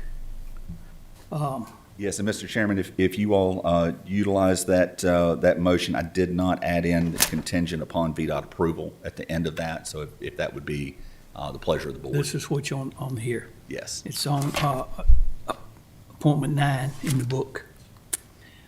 What's the pleasure? I'll Mike? offer a motion, Mr. Chairman. I make a motion to approve the proposed engineering design and permitting contract for the Summit View Connector Road with Timmons Group in an amount of up to $826,681.25 contingent upon approval from VDOT, and to authorize the county administrator and county attorney to execute any documents necessary to make this award. Second. All right, Mr. Carter, you had a question or No, I what? was just gonna make the motion. You was gonna make okay. Madam Clerk, will you read the motion? What, do we need to read it back? Everybody understand the motion? Madam Clerk, we do a roll call vote, please. Yes, sir. Supervisor Carter. Yes. Supervisor Leland Mitchell. Yes. Supervisor Smith. Yes. Supervisor Peter. Yes. Chairman Thompson. Yes. Thank you. Thank you all very, very much. What I'd like to do really quickly, if it's okay, is just introduce, if I can get this off of here. Madeline, you're gonna have to help me. Madeline cannot leave. You see why? No kidding. She's sticking around just for PowerPoints. All right. If I could, just to quickly introduce John Hollis, since he's our next presenter, and he's with the Roanoke Regional Partnership. I've known the partnership all the way back to the Roanoke Valley Economic Development Partnership days. Thanks. So John and I have been at this for a long time. That's a motley crew there on that That picture. is, isn't it, though? So anyway, Very I just want colorful. to introduce John, and he'll introduce his team as part of our economic development efforts. Thank you. John's been around a while. Good to have you here today, John. Thank you, Chairman. Thank you, Supervisors, and thank you, Mike. Again, I'm John Hull, Executive Director, Roanoke Regional Partnership, and I do have with me today Pete Eshelman, who's our Director of Outdoor Branding, and Taylor Johnson, who's our Director of Town Attraction, in case there are some questions that may arise at the end of the presentation. But I very much appreciate the opportunity to present our work to you in 2021 and a look to the years ahead.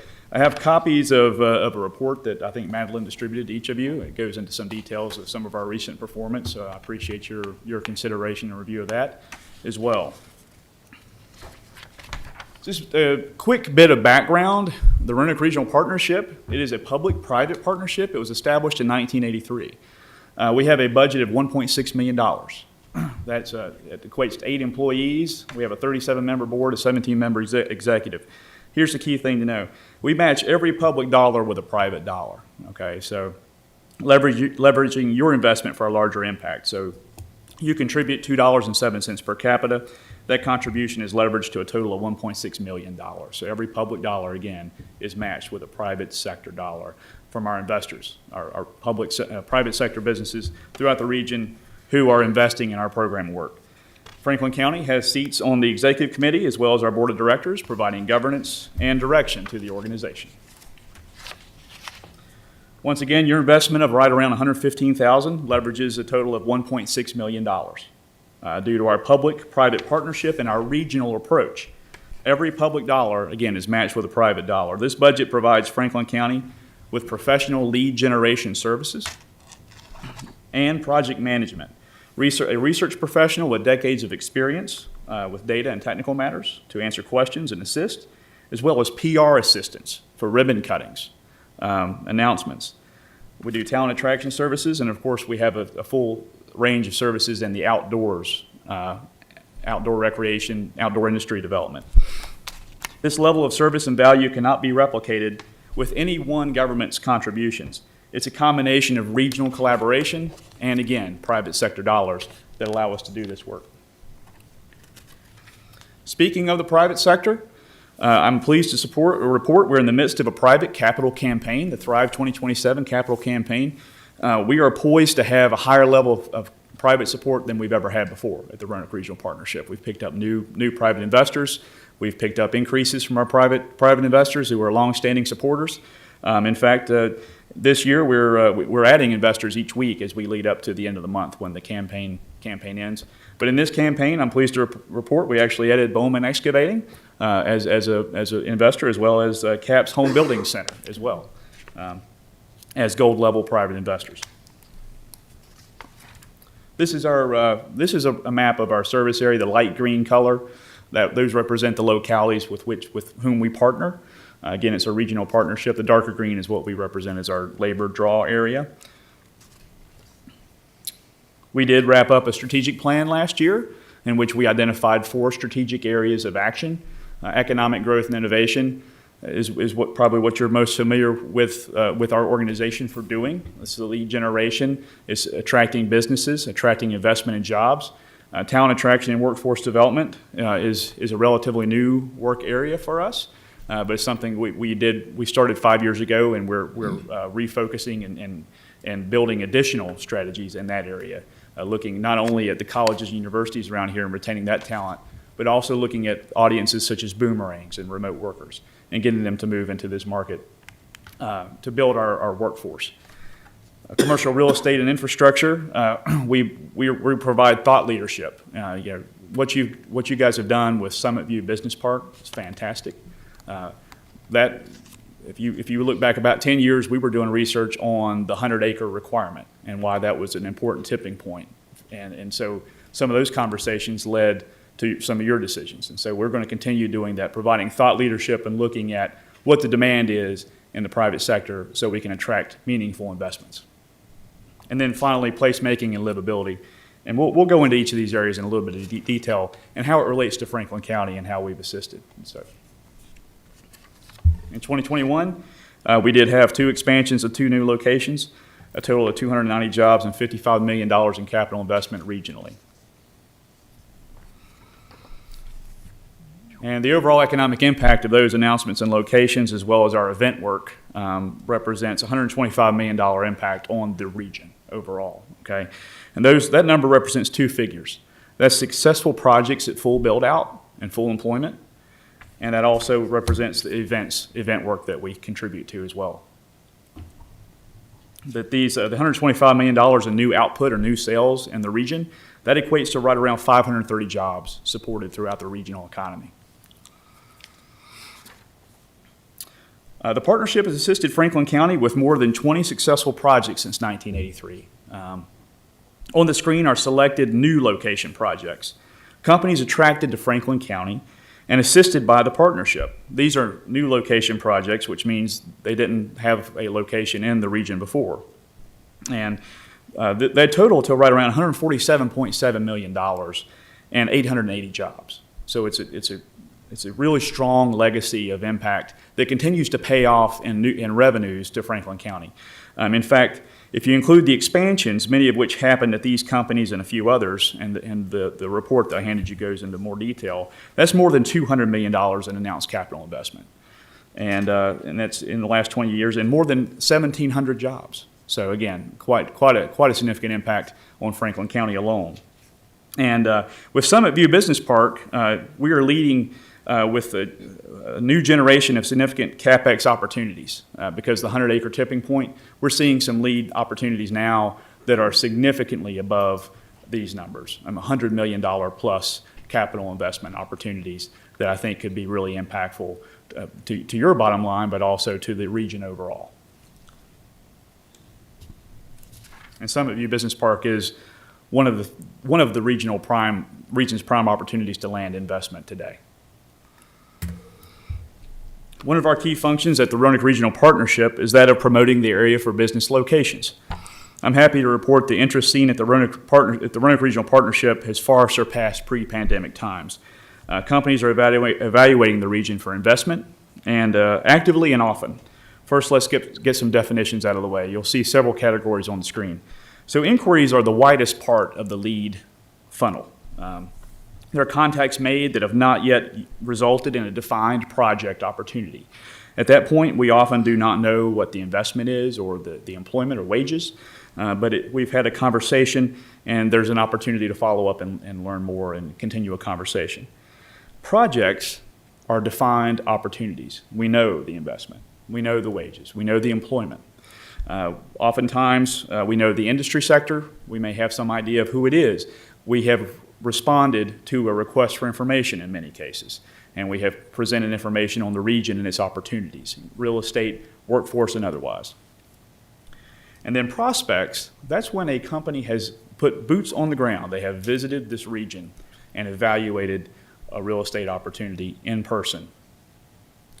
You'll note that an information request, I should explain, are our research requests. When a question is posed to us and we provide some information, they come from governments, they come from businesses, businesses who are evaluating wage rates and cost of living and those kind of things. And then finally, VEDP represents Virginia Economic Development Partnership. So that's a good metric that shows the strength of our partnership with our state partner, Virginia Economic Development Partnership.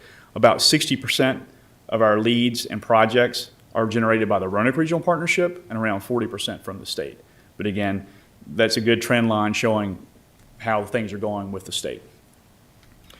In inquiries, you'll note that 2021 is a little bit lower than 2019. It's because most of the traditional outreach opportunities were not held until right around June of 2021. So in about 7 months of travel and lead generation activity, we nearly met the 2019 pre-pandemic number. So we were very, very active in spreading the word about the opportunity in 2021. Projects and prospects are way, way over previous years. We have excelled and are above pre-pandemic times. And so far the trend for 2022 is that of growth. We are year to date above 2021. So, and of course the state number again shows tremendous growth, over twice where we were before. With the site readiness picture getting better with developments at Summit View Business Park and other developments across the region, the opportunity is significant. The sales cycle is long. So, what we're seeing in 2021, we could reasonably expect to pay off this year or maybe even next. Again, it depends upon these clients and their time frame, although many represent a defined need for speed to market and getting out there. So I think we'll see some positive momentum in the year ahead. And again, in 2021, we ended the year with 60% increase in projects and prospects over the previous year on a year-to-date basis. And activity's been diverse. We've seen industries like cryptocurrency and data, outdoor product manufacturing, food and beverage, logistics and warehousing, and more. Again, the opportunity has not been this great in my time at the Roanoke Regional Partnership, and I've been there about 12 years. So, capital investments are up. Average capital investment of $80 million, although certainly we've seen capital investments of multiple hundreds of millions of dollars, 100, 200, 300. And in fact, we just brought a prospect to Franklin County just last week, just to point that out, and the Eagle site just showed beautifully with the connector road in progress and the fresh dirt that had been turned. It was quite, the excitement was tangible in the air, I should say, and it was a wonderful, wonderful showing. One of our key services is that of research and technical assistance. This is a list of recent services provided to Franklin County, requested by Economic Development Department, some perhaps by administration. We regularly provide information and research at the request of Franklin County. And so our research professional, Matt Miller, who previously worked for the Roanoke Valley Allegheny Regional Commission for several years, and some of you may know him in that arena, is a very skilled professional with information, and I should know because that was my previous job before moving into business investment. As I mentioned, we were back on the road, filling that lead funnel with inquiries. So there are opportunities. These are opportunities here on the screen that the partnership has worked in 2021 to identify new projects, to identify new opportunities. And the strategy of sector and consultant outreach is obviously working, again, based on our numbers. We're delivering the opportunity consistently. And so never before, again, has a partnership seen the level of opportunity, particularly in higher investment, higher employment opportunities. Late last year, we did work to support all the region's local governments in their Virginia Business Ready Sites program grant applications, sharing information, putting VEDP in front of them at the Developers Committee meeting, opportunities for questions, providing information back and forth, letters of support, and providing research and assistance. It was a great effort, and it's important to us because this is the product that we sell, essentially, is market-ready real estate to derive impact. And so it was good to see the state investing in our region. And I think in many ways, some of those conversations at the state level on site readiness really started in this region. And we were leaders at the Roanoke Regional Partnership in putting the word out about the need for speed to market and site development. And some of that work that's happened regionally was really, I think, an opportunity for leadership to the state that has paid off. We did work last year to implement our Go Virginia grant to support regional recovery. We had a series of roundtables held to learn more about the challenges faced by businesses throughout the region. Referrals were made to service providers like the Western Virginia Workforce Development Board. We had local economic development involved in these roundtables as well. And this information fed into our Thrive 2027 strategic planning efforts, which I shared those 4 priority areas earlier. On the talent front, we continue to tell the story of what makes this region a prime destination for workers. We ended the year with a campaign to reach our potential boomerang audiences, those who might be visiting over the holidays, with information on unique and exciting things to do throughout the region. As we know, over the holidays, those who went to school here or once lived here, they've moved on for career opportunities, many of which come home. And so our Home for the Holidays campaign rounded out the year. We featured Land of the Lights at Franklin County Recreation Park, Festive Fridays in Rocky Mount, and of course Twin Creeks Distillery, and as well as Wade Park as recreational and livability amenities that those folks might take advantage of. We are continuing to generate interest in the region from a talent perspective. Our social channels are very active. And we're identifying folks who are making the decision to move to this region regularly. And we're trying to actively convert them into talent ambassadors to tell the story of what makes this fine region we live in a great place to live and do and work. On the outdoor front, as you know, we have a number of signature events. Pete Eshelman and now Kate Pedigo work on staff with the Roanoke Outside Foundation, which is a sister organization of ours, same board and some similar staff. We do work tirelessly to build a meaningful brand around the outdoors with marquee events that draw outside participation and raise our profile. I think I reported last year that in 2020, most of our events had to be canceled due to the pandemic. Well, I'm pleased to report that in 2021, all of them returned to an in-person format and made impacts across our region, including, of course, the Blue Ridge Marathon, and of course the 2022 edition was just ran this past weekend. Go Cross, which is an event hosting some of the best cyclocross athletes in the world, is another in-person event held in September. And of course, Go Fest, our signature outdoor event, was held, and we believe more than 28,000 people attended that event based on cell phone tracking data. Can you do that, Mike? Not On that today. bicycle? Maybe on Saturday. On Saturday? Yes, sir. Oh yeah, did you run the marathon? No. Oh.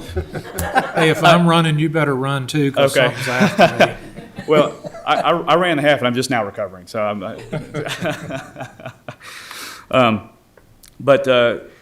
partnership staff, I'm pleased to report, provides technical assistance to your parks and recreation staff on events regularly. We do market special events on the Roanoke Outside newsletter and through our social channels. We reach a total of 60,000 through our social channels and newsletter, residents throughout the region. And we also reach annual website visitation of over 300,000. And this support extends to Franklin County outdoor clubs at the special request of Parks and Recreation as well as economic development staff. And so we're putting the word out about the wonderful things that you do down here. In fact, I enjoy the Crooked Road CR24 Ultra Marathon. I've done that before, but I don't know that I'll do it again. And Roanoke Outside does generate private funding through donations as well as through our event work, which is leveraged for infrastructure and events.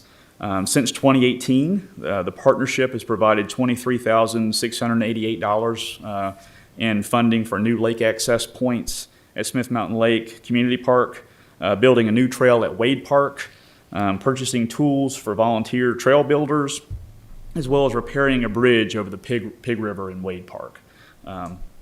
And in the realm of events, since 2018, the partnership has provided around $4,300 in sponsorships for the Ramble Weekend and Paddling Film Festival, events for which we're very proud. And some of that goes back to the Project Outside. So we started Project Outside in 2020 in the midst of the pandemic. and the proceeds from GoFest and some of our event work does go into Project Outside, and that's how we were able to support some of the wonderful amenities I just mentioned in Franklin County. As I tell our private investors, we don't only just tell the story of why it's a great place, we're actively working to improve it and make it a better story as well. So that is my annual report for 2021, ladies and gentlemen. Be happy to take any questions that you have. And of course I do have, as I mentioned, Taylor Johnson and Pete Eshelman from my staff as well. So. Mike? Thank you, Mr. Chairman. Thank you, John. I appreciate your presentation. I just have it's curiosity. A private investor, what's a gold level amount? Yeah, that's a $25,000 over 5 years. And what do they get for that? Well, I've got a tiered level of benefits for the private investors. Included in that would be triannual investor meetings. We do have private investor meetings that our government partners are invited to as well, but it's targeted to them to let them know kind of what's going on in the region, some of the work we're doing. They get a monthly newsletter. There are opportunities there for business referrals and so forth from our prospects and so forth. There's a longer list, but those are some of the highlights. I was just curious. Thank you. Yeah, yes, sir. Thank you. Anybody? Don, thank you for being with us. We really appreciate it. Just a couple questions. What sectors, employment sectors, are you seeing in your, since things are somewhat post-pandemic? Yeah. Getting there. What sectors are you seeing that are highly active in needing to locate, and preferably in rural type areas? Sure. Sectors looking for locations, is it fair to say? Food and beverage remains a consistent opportunity, almost irregardless of economic trends and direction. As we know, that's a consistent market for goods and services on the consumer level, and there's always interest in demand to have that product manufactured in the United States. Okay, so that's one major opportunity. We've seen really diverse opportunity. We've seen things like data center kind of stuff, but in the manufacturing realm, food and beverage is strong. Also, we're seeing some indication of onshoring of production capacity, and I say that because it's fascinating to me, because as long as I've worked in this field, I've heard that we would see onshoring, okay, going back 13 years, and it really never materialized in a meaningful way. But with the supply chain challenges that companies are seeing in terms of getting their product to market, there is a real impetus, particularly for larger corporations, multinationals, to bring some of the capacity, manufacturing capacity, to the domestic market. And I've seen a couple projects like that. And there you see assembly, fabrication, I think, but it's a lot of consumer good manufacturing based on the onshore, the supply chain challenges and getting things out of, through ports. There's quite a bit of challenge there. There does remain to be warehousing distribution demand as well. And we see a lot of that. A lot of manufacturing, but it's so diverse in the production space that it's actually hard to pin down a top five. But I would say food and beverage, consumer products are significant opportunities. Supervisor Smith. Okay. And given the map that you had put up earlier about really the geographic region that the partnership covers. Yes. How does Franklin County compete with our colleagues that are elsewhere throughout this given region? Are there things where we don't compete as well, or what are the differences that you see? I would say that with Summit View Business Park, that puts Franklin County in the realm of three governments who can compete for larger investment and acreage opportunities, okay? And our philosophy, just so you know, at the Roanoke Regional Partnership, is if we generate a lead, a project opportunity, we share that with every local government, Gotcha. Regardless of whether you can meet it or not, because it's important, in my philosophical view, for you to know what the demand is, okay? Right. And so we share every opportunity. I would say that with your real estate preparation, it puts you in strong company. Okay, thank you. Thank you. Anyone else? John, I want to appreciate you taking your time out and coming. This is a pretty impressive document that you've given us, and it's quite impressive there on page 6, the dollar contribution that the county is getting for that. And I know personally, especially with medicinal, the impact that you had with them coming to the county. And I thank you and your organization for what you do. And thanks for being here today. Thank you, Chairman Thompson. It's my pleasure to have this opportunity, and I appreciate it very much. Thank you. Yes, sir. Thanks very much. Thank you. All right, Beth? Thank you guys for all your time on these topics today. So this is Jeff Robertson. He works for Roanoke Regional Small Business Development Center, but y'all, thank you so much on the Board of Supervisors for granting us the funds. He services Franklin County businesses 25 hours per week. So he can tell you a little bit more about that, but I'll give you a little background about why we've done this. As some of you may know, I was a business owner before when I lived in North Carolina. I was raised in a family of business owners, and I know the need for small business advising. And we were so far removed from Longwood, we just weren't really getting the service that we thought we needed. And Amanda Forrester couldn't be here today, the director of the Small Business Development Center, because she's sick. But what they did throughout the pandemic, I mean, they serviced like Pulaski County, for example, which is a pretty far away from downtown Roanoke. And they were driving out to Pulaski County to meet business owners in the banks and help them fill out grant applications for the PPP loans and stuff like that. And so when I was working in the town before here, I was seeing what they were doing with their small businesses, and I kind of approached her and was just like, hey, y'all are just 30 minutes from us, or is it possible for us to partner with y'all? So we spent, me, Mike, Chris, Amanda, we spent a few months trying to figure it all out, and so this went into effect in February. Like I said, it's a brand new program. We're trying it out for 18 months. And Jeff can share with you what he's accomplished in just a very short amount of time.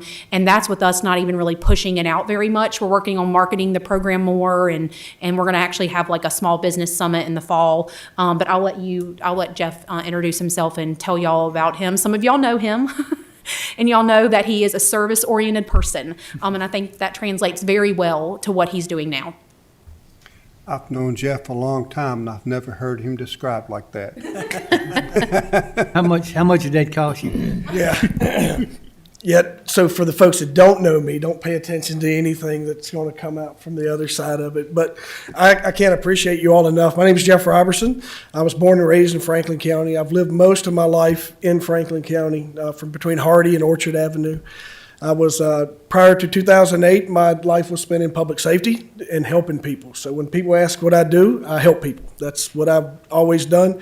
As I transferred into business starting in 2008, and for the last 14 years, I've either ran my own businesses or I've operated other people's businesses and helped them grow and expand beyond any expectations I would imagine when I started there. So I'm very driven when it comes to helping people reach their goals. Big case in point, just to share a few things with you, and I promise I'll keep it brief. I tend to ramble. So in 2001, the SBDC served, or this area was served by Longwood and partially Roanoke. They served 41 businesses in all of 2021. Year to date in 2022, we've already served 23 businesses. So we're over half of what they did last year just in Q1. So I'm really excited about that. Training-wise, in 2021, we had 19 attendees from Franklin County attend 7 events. And year-to-date, we've had 33 attendees from Franklin County at 9 events in Roanoke, and then 9 events throughout the state. The nice thing that came out of COVID is Zoom. So we have the ability to get training from all the centers throughout the state by just jumping online and joining like that. So the biggest thing I would ask, and you all are going to start seeing these as soon as I took this role, you'll find our business Smart Start books, the Entrepreneur Guidebook. This is kind of our playbook that we give to everyone. You'll find this in the libraries here locally. You'll find it in the county building here and at the Franklin Center. And I've sprinkled them out throughout different places where, including the chamber office at Smith Mountain Lake. And we've been working with them as well to connect as many businesses as we can. So the biggest thing is just in that short term of what I've been able to accomplish is just reaching more people and let them know that you all are funding this service and it's still confidential. It's not I'm with the government, I'm here to help. It's this is a service that is available to them at no charge. It's confidential, and if I can't fix their problem or I can't advise them, I have a full trained up team that can step in behind me. A couple of things I wanted to point out that was just time sensitive is the CARES Act has funded a marketing position. So we have a person who's dedicated just 100% to marketing, a Hispanic advisor, and then a minority advisor. And those positions are funded through September of this year. Any questions of me? Anybody got any questions for Jeff? Thank you for what you're doing. Absolutely. Thank you all. It was a long time ago, I was Jeff's training officer when he come to work at Sheriff's Office. Yeah. You hadn't changed. Yeah, you've gotten older. Yeah, grow up. All right, thank you. I look forward to working with you all. Thank you. Yes, you, Jeff. thank you. Thanks, Jeff. John Hull. He's got me all confused there. Jeremy Holmes.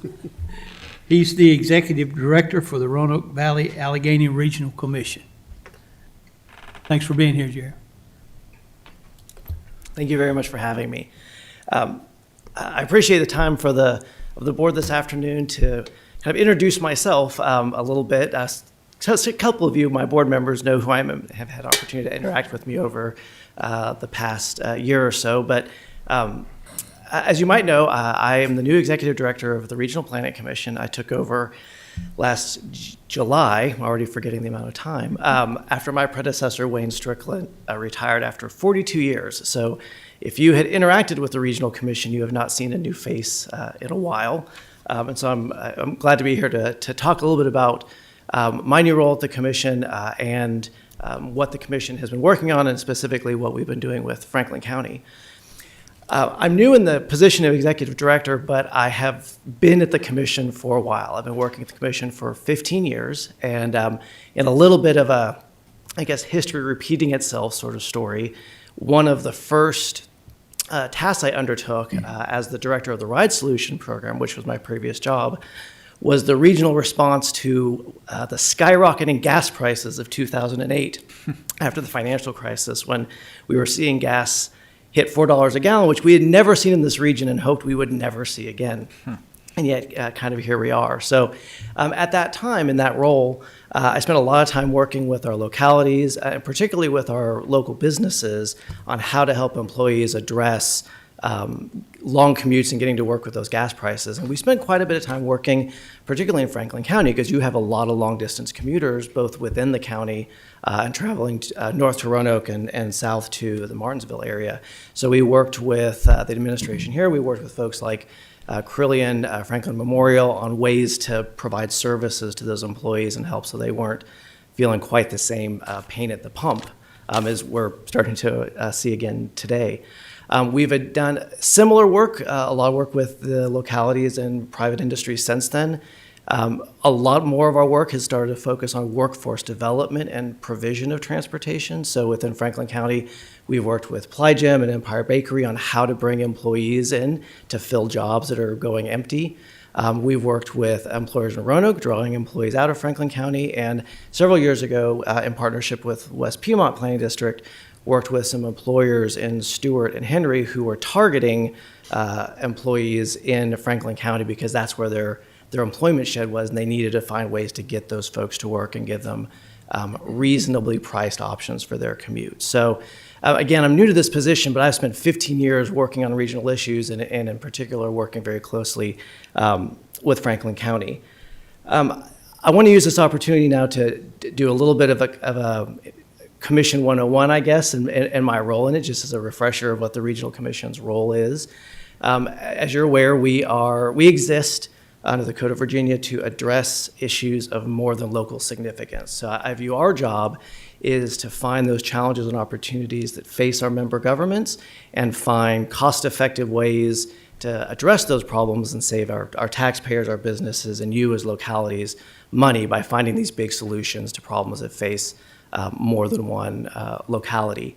I think a good measure of our effectiveness at doing that is that for every dollar that we receive in local dues, we're able to leverage that against over $4 in state, federal, and other grant programs. So the vast majority of our programming, our planning efforts, our service programs, service delivery, and so forth, are funded by those leveraged dollars. So you help a lot solve problems that are kind of bigger than any of us could do on our own. We do recognize, of course, that Franklin County is a joint member of both the Roanoke Valley Allegheny Regional Commission and the West Piedmont Planning District Commission. And we think that that's a recognition of the close economic and community and transportation ties to the greater Roanoke Valley. As an example of that, in terms of some of the services that the Commission's been providing recently, John Hull and his team mentioned outdoor amenities and the importance of that to the economic development picture of the region. Well, in 2019 and since then, the Commission, primarily through Amanda McGee on our staff, has assisted on the Summit View trail plan, gravel bike trail planning. We're in the process right now of doing a trail counter deployment program where our staff has put technology on the ground out here in Franklin County, measuring traffic on your trails that is being turned over to Parks and Rec, and with our assistance, we'll develop a trail development deployment plan and so forth. Franklin County is included in our rural bikeway plan as well as the regional greenway plan, and all those recognize that the tourism and recreational amenities that Franklin County brings to the region are critical to support that overall kind of outdoor economic development picture, and our job is to help you maximize those amenities. And those are just a couple of the projects primarily that we've been working on during the pandemic period. On the transportation front, the Commission does a significant amount of work in transportation, as you can imagine. A lot of that is focused on VDOT Smart Scale programs. As you're probably aware, for Smart Scale, not only can you as a locality submit projects, but the Regional Commission can submit up to 4 projects a cycle on behalf of our localities. And Franklin County has been included in the last 3 cycles of our Smart Scale programming. We're excited to share with you, as I'm sure you know, that the last funding cycle, one of those 4 projects that supported Franklin County was funded by VDOT, and that was the 220 NAF Road project. There was a $6 million project, and that was one of the 4 commission projects. This year, in this cycle, we've got another Franklin County project in that 4-project menu. That is the 220 and Henry Road intersection. That's about a $15 million project. So that has been submitted. That's currently under the pre-application review by VDOT, and obviously we hope for good news. We've been pretty successful with our work with VDOT and Smart Scale. So I think on that front, that just illustrates that both us as the Commission and the Commission Board representing all of those regions recognize the importance of funding these kinds of transportation infrastructure investments and safety investments in Franklin County support the vitality and safety for the entire region. The last thing I wanted to share with you real quick, it's interesting that our meeting today started with a question about housing, because that is another question that has come up more and more in our discussions with employers in terms of not only bringing people to work, but where are they going to live as we hire them. In 2021, the Regional Commission completed a regional housing market analysis that looked at our entire service area, and within that, there were 4 focus plans that looked specifically and dive deep into the needs and opportunities in our localities, and Franklin County was one of those 4 areas that we really dove deep into. What are the housing needs? And of course, this is another huge regional issue. We know that people don't necessarily live and work in the same locality, and it's only as a region looking at these big transportation and housing issues are we going to be able to solve them. Again, we worked with a Henry County employer who was relying on Franklin County residents to meet their workforce needs, and so those folks were living in Franklin County, and we hope they have a place to live. So the housing study was paid for by Virginia Housing and has led to some additional housing work and housing grants that we, as a PDC, have accepted and are working on for actual implementation of some housing projects. So we hope this is going to be a long-term funding source from Virginia Housing to actually assist building and actually implementing some of the recommendations that have come out of things like the regional housing study. So I could certainly provide probably pages of bullet-pointed projects of the things the commission has done for you in our localities, but I wanted to highlight, in those areas of housing, transportation, and recreation, the key role that Franklin County plays in supporting the whole region and the role that we play in supporting your efforts on connecting with those regional needs and bringing additional resources so that you have what you need to plan, deploy new programs, and so forth. So I'm very much appreciative for the chance to speak with you today. I'm very much appreciative for your participation in the Regional Planning Commission. Obviously, these things don't get done unless everybody is sitting at the table talking about what they need and putting everyone's brain power and creativity together to solve those issues, and that's what you folks do. So we're very much appreciative of your time. And I hope this is not the first time I'll get a chance to speak with you. Pandemic has me just now starting to get out and talk to folks again in my first 9 months as the executive director. So I hope I'll get before you every year and have additional chances to talk about what the Regional Commission is doing and can do. So I'm happy to answer any questions, but I don't want to be the last guy that holding up the rest of the presenters, particularly I don't want to get in Mr. Whitlow's way. So I'm happy to answer any questions that you might have about the commission or our work. Anybody got any questions? Mr. Holmes, we appreciate you being here today. We thank you that we value your partnership and all the work you've done. Just like with Roanoke Regional Partnership, we got to all work together. When you gonna get us some of them scooters over here like you got in the city? I actually don't take credit for the scooters. That's a private industry doing its thing. But I thought y'all had to buy something to went to the scooters. I might have a couple of numbers I can call on your behalf. So let me see what I can do. Oh, that got a question. You want a scooter too? Oh, well, sure. That would be a sight for sore eyes. I just wanted to tell the board, in my capacity with Mr. Whitlow on the commission, they're allowing the localities to do a highlight during our board meetings. And Franklin County, I think we're coming up in May or June 1. Really good May, yes. May, Chris Whitlow. Okay. Ooh. So Pressure's on. So we're very delighted, Jeremy, to have that opportunity, and very grateful for your leadership. And I do have to give Phil North of Roanoke County as our chair credit, because that was his idea, and he was really keen, as one of the things he wanted to do in his new leadership role, is make sure that every locality in the region got a chance to shine in front of the board and talk about the things you're proud of, the things that are going well, and then the things that you might need help with, that the rest of us can come together and figure out how to address those issues. So I'm looking forward to it. Ms. Smith, I appreciate you being on the board. Mr. Carter, I appreciate your role on the Regional Commission Board and look forward to continue working with you. Thank you. Thank you, sir. Thank you. Mr. Whitlow. Yes, Mr. Chairman, just a few things this afternoon. And again, I'd like to thank Beth and Mike and our Roanoke partners for being here today. And it's a reminder to me of, the county's relationships and having those relationships with our regional partners. And I think back a couple of decades ago now when the county was not necessarily a part of a regional jail or was not necessarily part of the Western Virginia Water Authority. And I'm reminded of previous board members in the past just commenting the values of the meetings. A lot of times it's the value of the work, but it's the value of the partnerships and the people that you meet in the region and seeing those other partnerships come together, like the Water Authority or the Regional Jail Authority, and among others. So again, would like to thank everyone for being here today, this afternoon. I just have a few updates, Mr. Chairman, members of the board.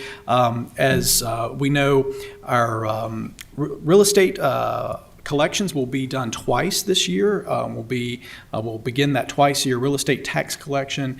We have heard back from our IT partners, and we do understand everything is set to go from our commissioner's office and our treasurer's office. And the latest is, I think our treasurer is looking May 2nd. To get those bills out in the mail.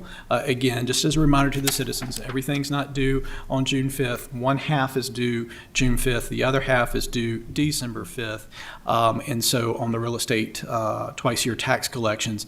Just a reminder for the board, our public safety work session is scheduled for May 3rd. I think that's beginning at 1 p.m. And staff has already begun working with our GIS staff, putting some metric data together among other things. And so I know staff will be busy the next couple of weeks putting those things together, and many of you have shared information with us which you may like to see, and we're passing that along to staff. So if there's other things that you would like to see, please, by all means, let us know.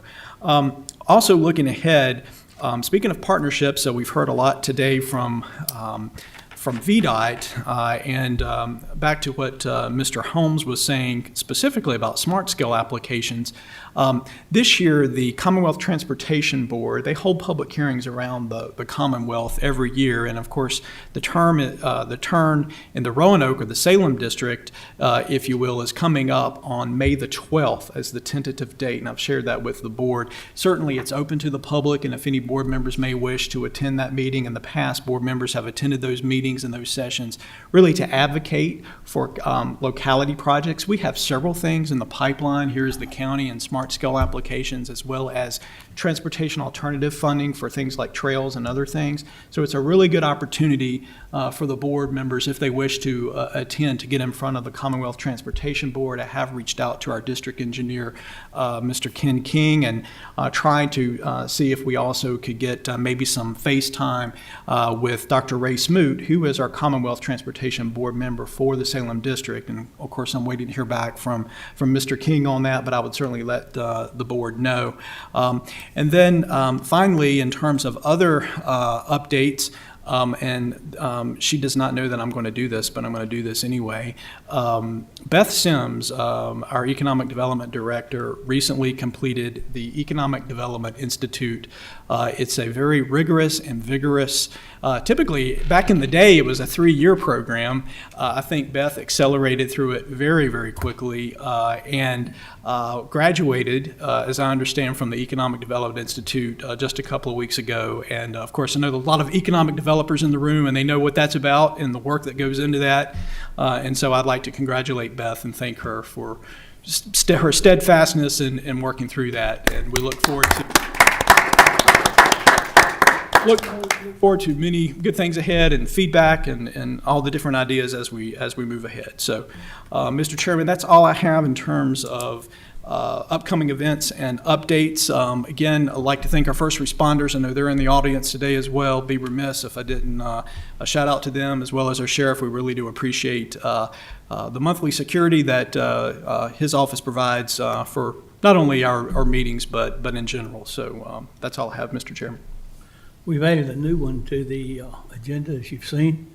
I asked our county attorney if he's got anything, update or anything, he wants to bring us up to date on. I hate to decline on the first one, so let me just throw two things out. I had mentioned a couple months ago the possibility that we would need a referendum with regard to the marijuana legislation, but it wasn't reenacted, so we're on hold. We don't need to do anything there. There will be a special election for the Commonwealth Attorney in November. That'll be added to the ballot. Beyond that, the only other thing I would report is the local government attorneys are meeting in Harrisonburg starting Thursday, and there's always new and different topics on there, and I try and see if I can pick up something and I can bring back, and if I do, I certainly will share it with you. It's interesting to compare issues with a group as varied as Loudoun and Fairfax County and Buchanan County. It's an awfully large group, but there's always something to learn. Thank you, sir. All right, we'll entertain a motion to go into closed session for Mr. Taylor.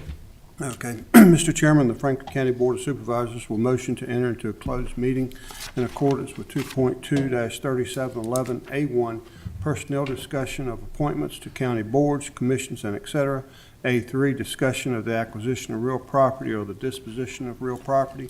A5, discussion concerning a prospective business or industry or the expansion of an existing business or industry.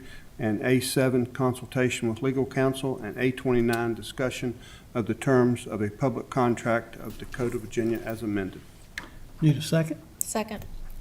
Madam Clerk, will you do a roll call? Supervisor Leland, Mitchell. Yes. Supervisor Smith. Yes. Supervisor Tatum. Yes. Supervisor Carter. Yes. Chairman Thompson. Yes. We'll meet in the county admin meeting room. I don't know what the name of that room is. ACR. ACR. Madeline, you can't.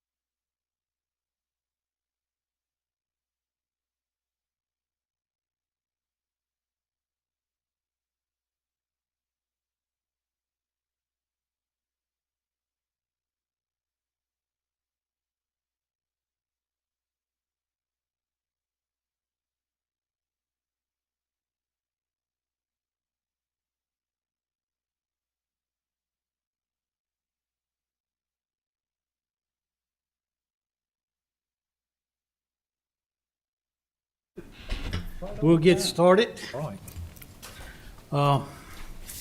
Mr. Tatum? Okay. Mr. Chairman, I certify that only public business matters lawfully exempted from the open meeting requirements under the Virginia Freedom of Information Act were heard, discussed, or considered in the closed session to which this certification applies, and only such business matters as were identified in the motion by which this closed session was convened were heard, discussed, or considered in the meeting to which this certification applies. I need a second. Second. Madam Clerk, we do a roll call vote on that, please. Yes. Supervisor Peter? Yes. Supervisor Carter? Yes. Supervisor Leland Mitchell? Yes. Chairman Thompson? Yes. We welcome each and every one of you to our evening meeting. What we just did was certify our closed meeting that we didn't do any, talk about anything we weren't supposed to. Good to see each and every one of you here. Madam Clerk, I think we've got a couple of motions for board appointees. Will you advise which ones they are? Yes, sir. The first appointment is to the Department of Aging, or to the Aging Services Board, and it's Mr. Bill Grocraft. Yes. I need a motion on that. Yes, Mr. Chairman. This is in the Union Hall District. So on behalf of Mr. Cundiff in his absence, I would like to present H. William Gruckow for appointment to the Aging Services Board for a 4-year term. Madam Clerk, we do a roll call on that, please. Supervisor Tatum? Yes. Supervisor Carter? Yes. Supervisor Leland Mitchell? Yes. Supervisor Smith? Yes. Chairman Thompson? Yes. The second one that we have is Ms. Shirley Holland, who has served as our Water Authority Board member, and she has hinted, or she has let us know that she is willing to serve once again. Need a motion? Mr. Chairman, I would be honored to reappoint Shirley Holland to the Western Virginia Water Authority Board for another 4-year term. Mr. Tatum, second. Madam Clerk, we do a roll call vote on that, please. Supervisor Carter? Yes. Supervisor Leland Mitchell? Yes. Supervisor Smith? Yes. Supervisor Tatum? Yes. Thompson? Yes.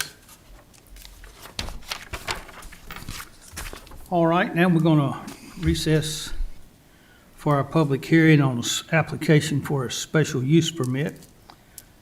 Ms. Cooper will come and do that, but before she comes, I would like to congratulate her and welcome her on board. She has been appointed to new appointee for the Director of Planning, and we welcome you on board and appreciate you being here.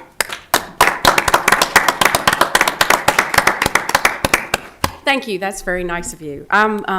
It's a great opportunity for me, and I look forward to seeing you all more often.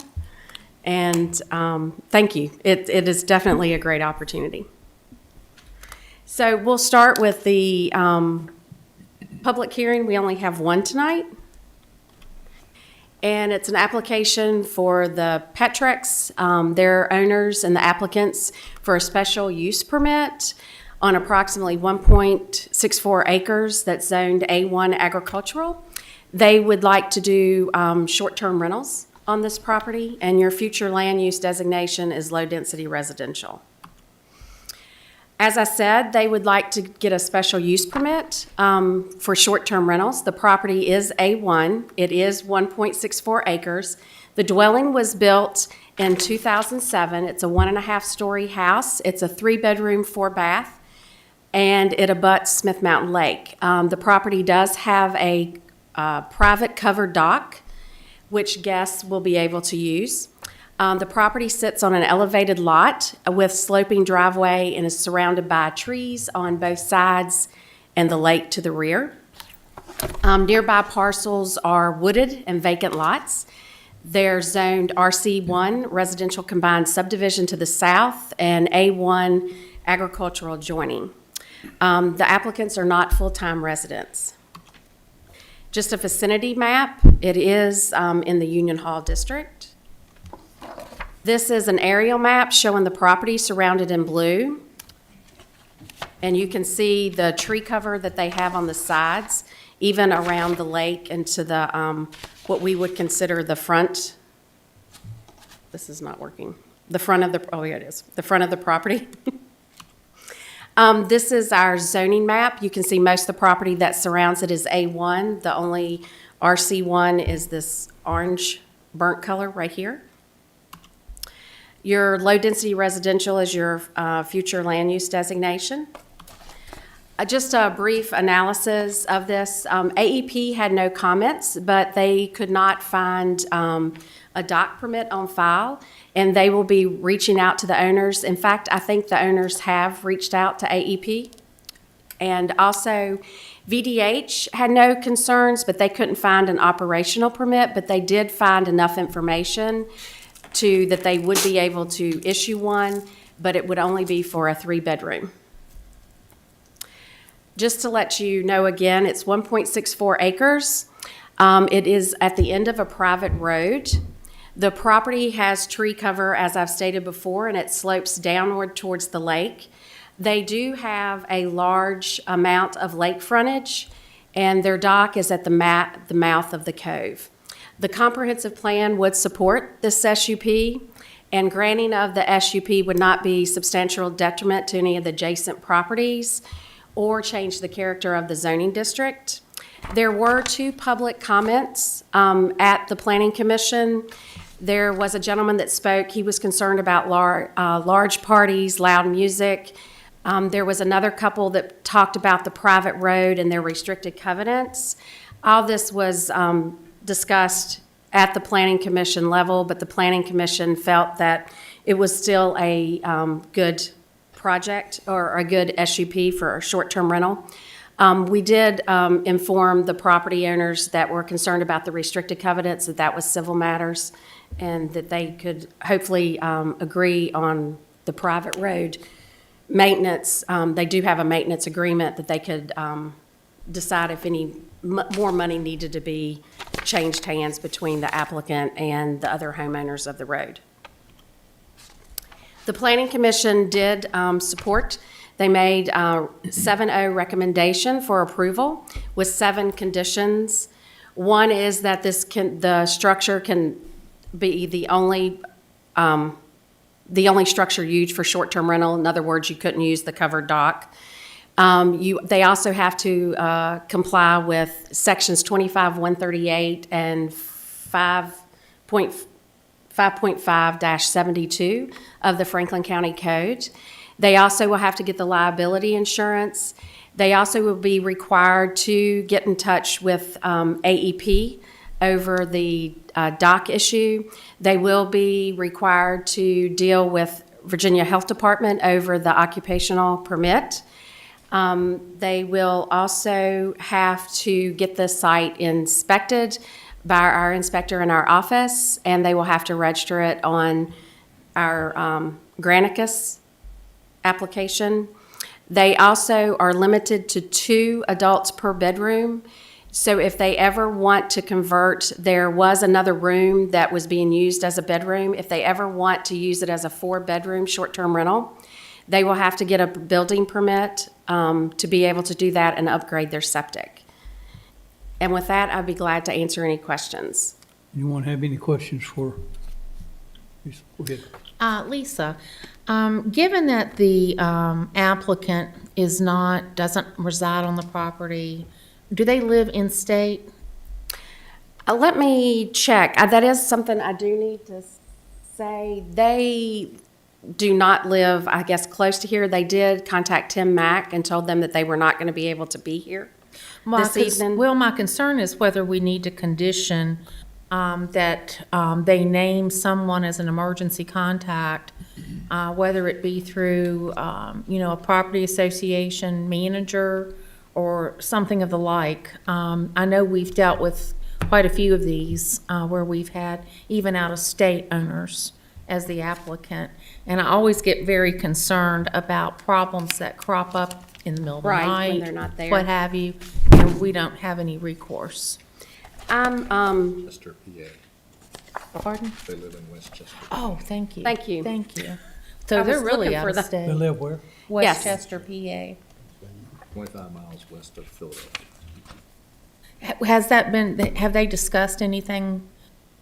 No, they Barb? haven't. The only thing I do know is that at the Planning Commission meeting, especially when two of the people that were speaking were talking about the private roads. They even stood up to saying that they were, willing to give more money to the maintenance of the road in case it caused more traffic.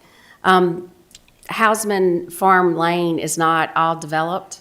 Right. So I don't know if they came up to an agreement, because obviously that would be a civil matter that, we wouldn't get involved with, because I think they have a road maintenance agreement. I know they have deeds and restrictions. I'm just talking about. Like if there is I'm just loud talking about a noise. condition that they would have to name someone as an emergency contact or point of contact. And you could make that condition, and that may make them put it into the hands of a local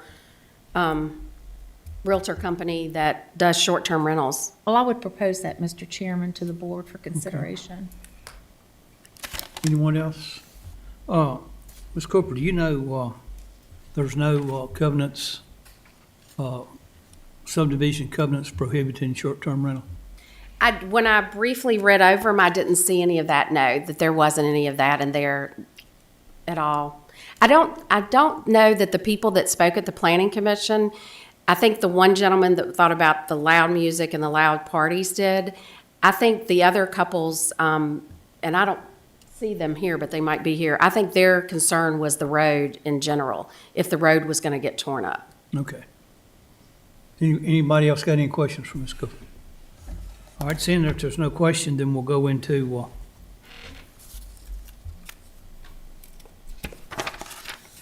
go into a open session for public comment.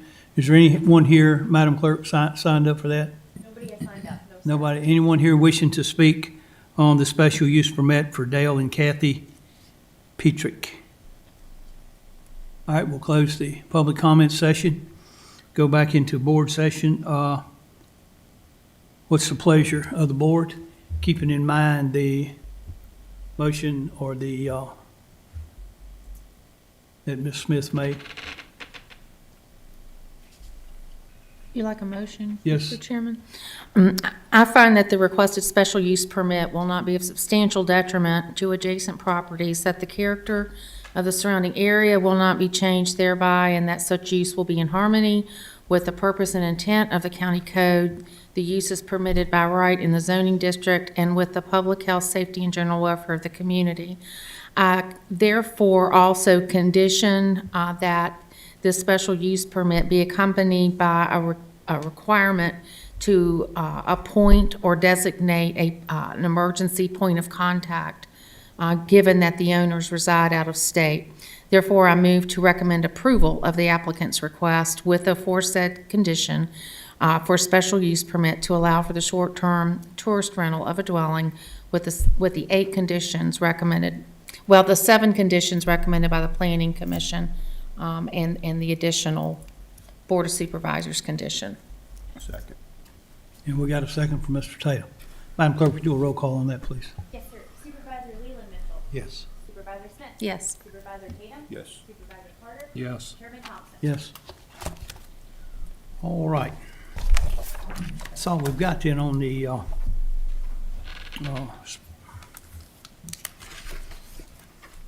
for the public hearings. Other matters by supervisors. Anybody got anything, any direction for staff? Mr. Carter. Thank you, Mr. Chairman. I just have one question or comment.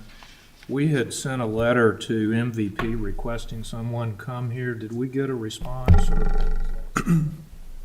Yes, Mr. Chairman, Mr. Carter, members of the board. Yes, we did send a request for a status update with MVP. Heard back from a contact and noted that they were working back through their corporate office as to an update to the Mountain Valley Pipeline and where that stands, and that they would be back in touch, but no indication that they would attend the meeting. But they did respond that they were looking to give us at least some form of an update. Can I have And I a can follow. copy of that? Yes, sir. I can follow that back up with you. Thank you. Mr. Mitchell? This is just a matter of information. As you all know, you see these vehicles on the road with a red farm use tag on it. Those vehicles are not required to carry any insurance. All they do is go down to the local store and buy them a tag and put it on the car. our governor has proposed a new proposal that these vehicles, that they will make a tag available to farmers. I think he said it would run about $15, but that's not a problem. But they would carry insurance, and they would fill out a form that they were an active farmer. So, and I've always had in mind, I got hit by, I didn't have a farm use tag, but I got hit here in town by a vehicle with no insurance. It's a headache. And, you know, basically all they've got to do is get out of that vehicle and walk off. And so I'm very thankful to the governor, being a farmer, that we are going to recognize these farms tags as farmers. Yes, sir. Anyone else? Mr. Chairman, I'll just let the board know I'm attending the VACO mini conference. I'll be leaving next Friday for a 2-day conference on behalf of the board. I don't have anything. All right, we'll go into our public comment. Ladies and gentlemen, we've reached the time set aside in our meeting for public comment. Public comment gives citizens an opportunity to address the board in person or in writing on matters appropriate to the responsibilities of the board. Speakers must direct all comments to the board as a whole and not to individual board members or employees of the board or the county.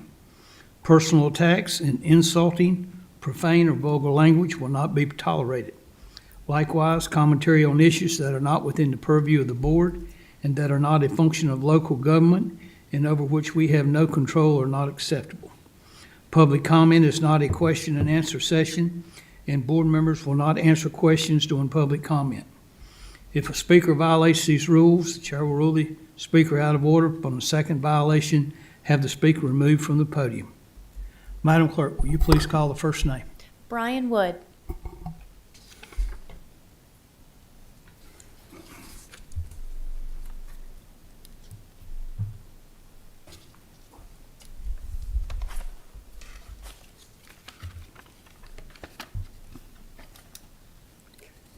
Good evening.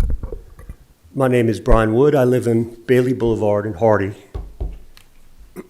It was 1 year ago today that I first stood before the members of this board to answer slanderous and defamatory statements that had been made during public comments against the citizen volunteers of Franklin County who have stepped forward to fulfill their civic obligation to be well-regulated in order to serve in the unorganized militia, should it ever be called to lawful service.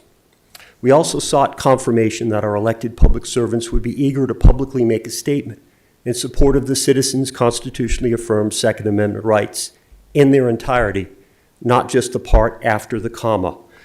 And while we are disappointed that some of you stand in opposition to the federal and Commonwealth constitutions, the time and place to rectify this is on Election Day.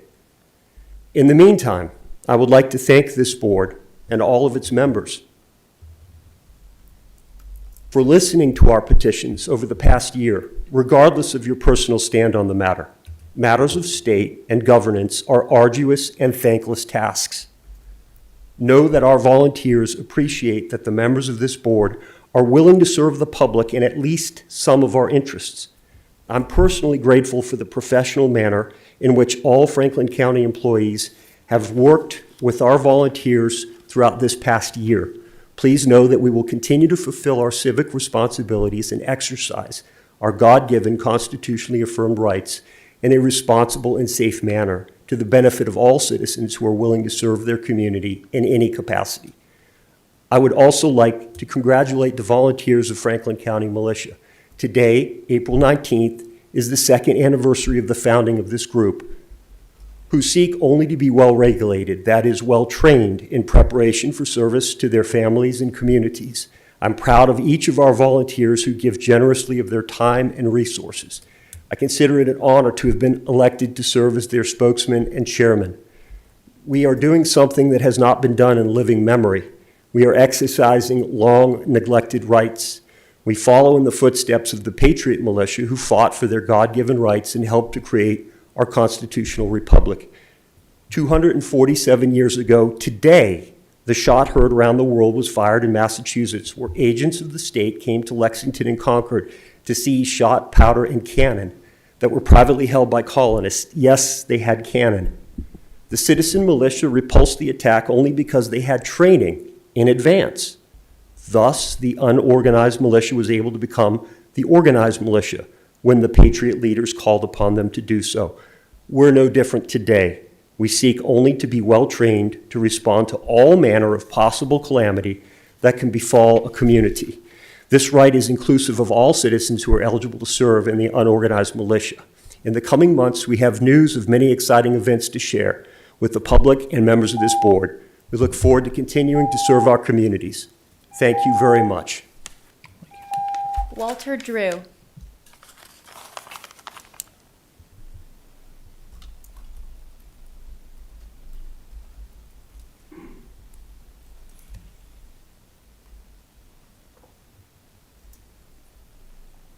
You'll notice I walked up here much better. I have a bionic hip now. You're doing great. Yeah, feeling better too. Good evening, and my name is Walter Drew. I live in Rocky Mount. Tonight, I am here to represent the Franklin County Patriotic Network. Is my position. Can you get closer to the mic? Yeah, so. Better, okay? Thank you.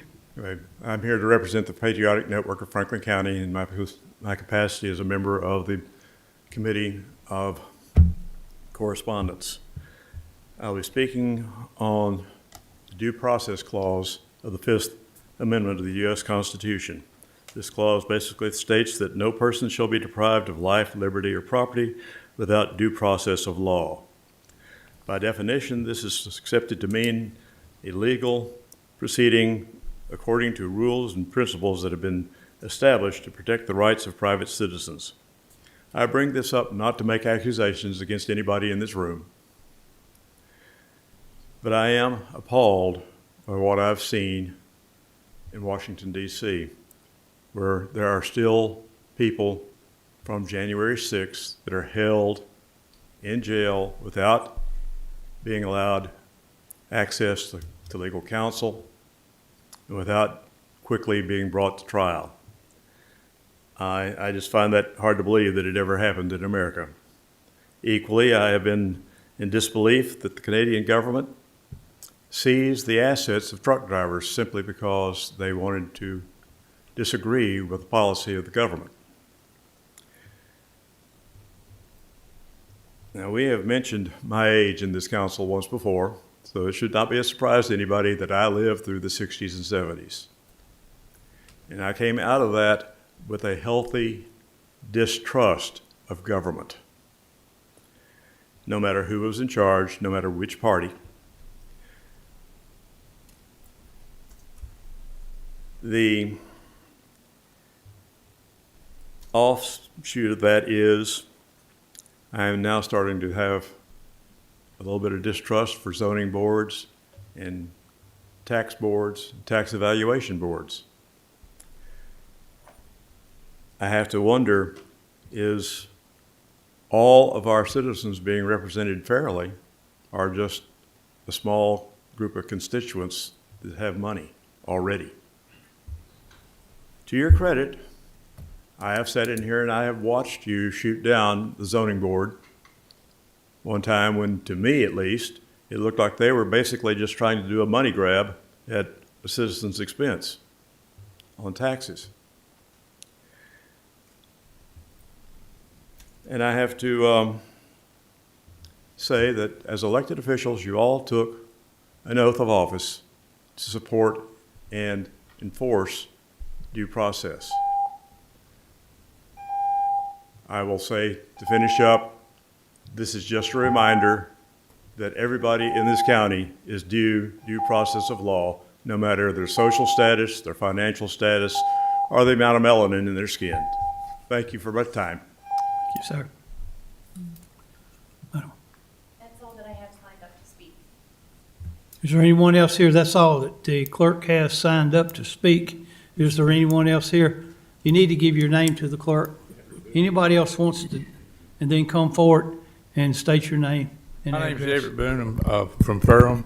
I'm associated with the National Sheriff Association, and we have one sheriff in the state of Virginia that just began to implement processes to stop some of the federal agents from seizing assets.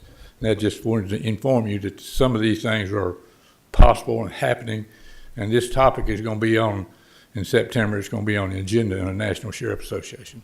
Thank you. Yes, sir.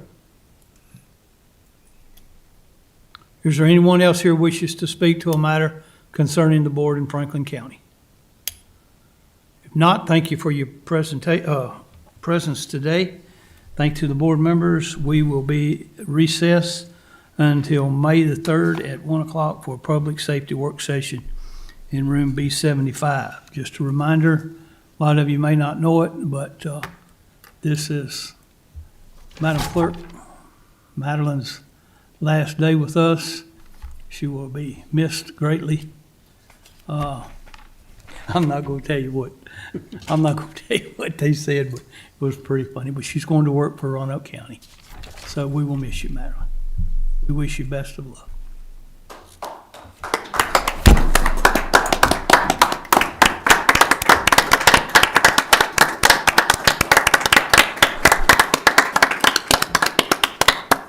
Recess till May the 3rd.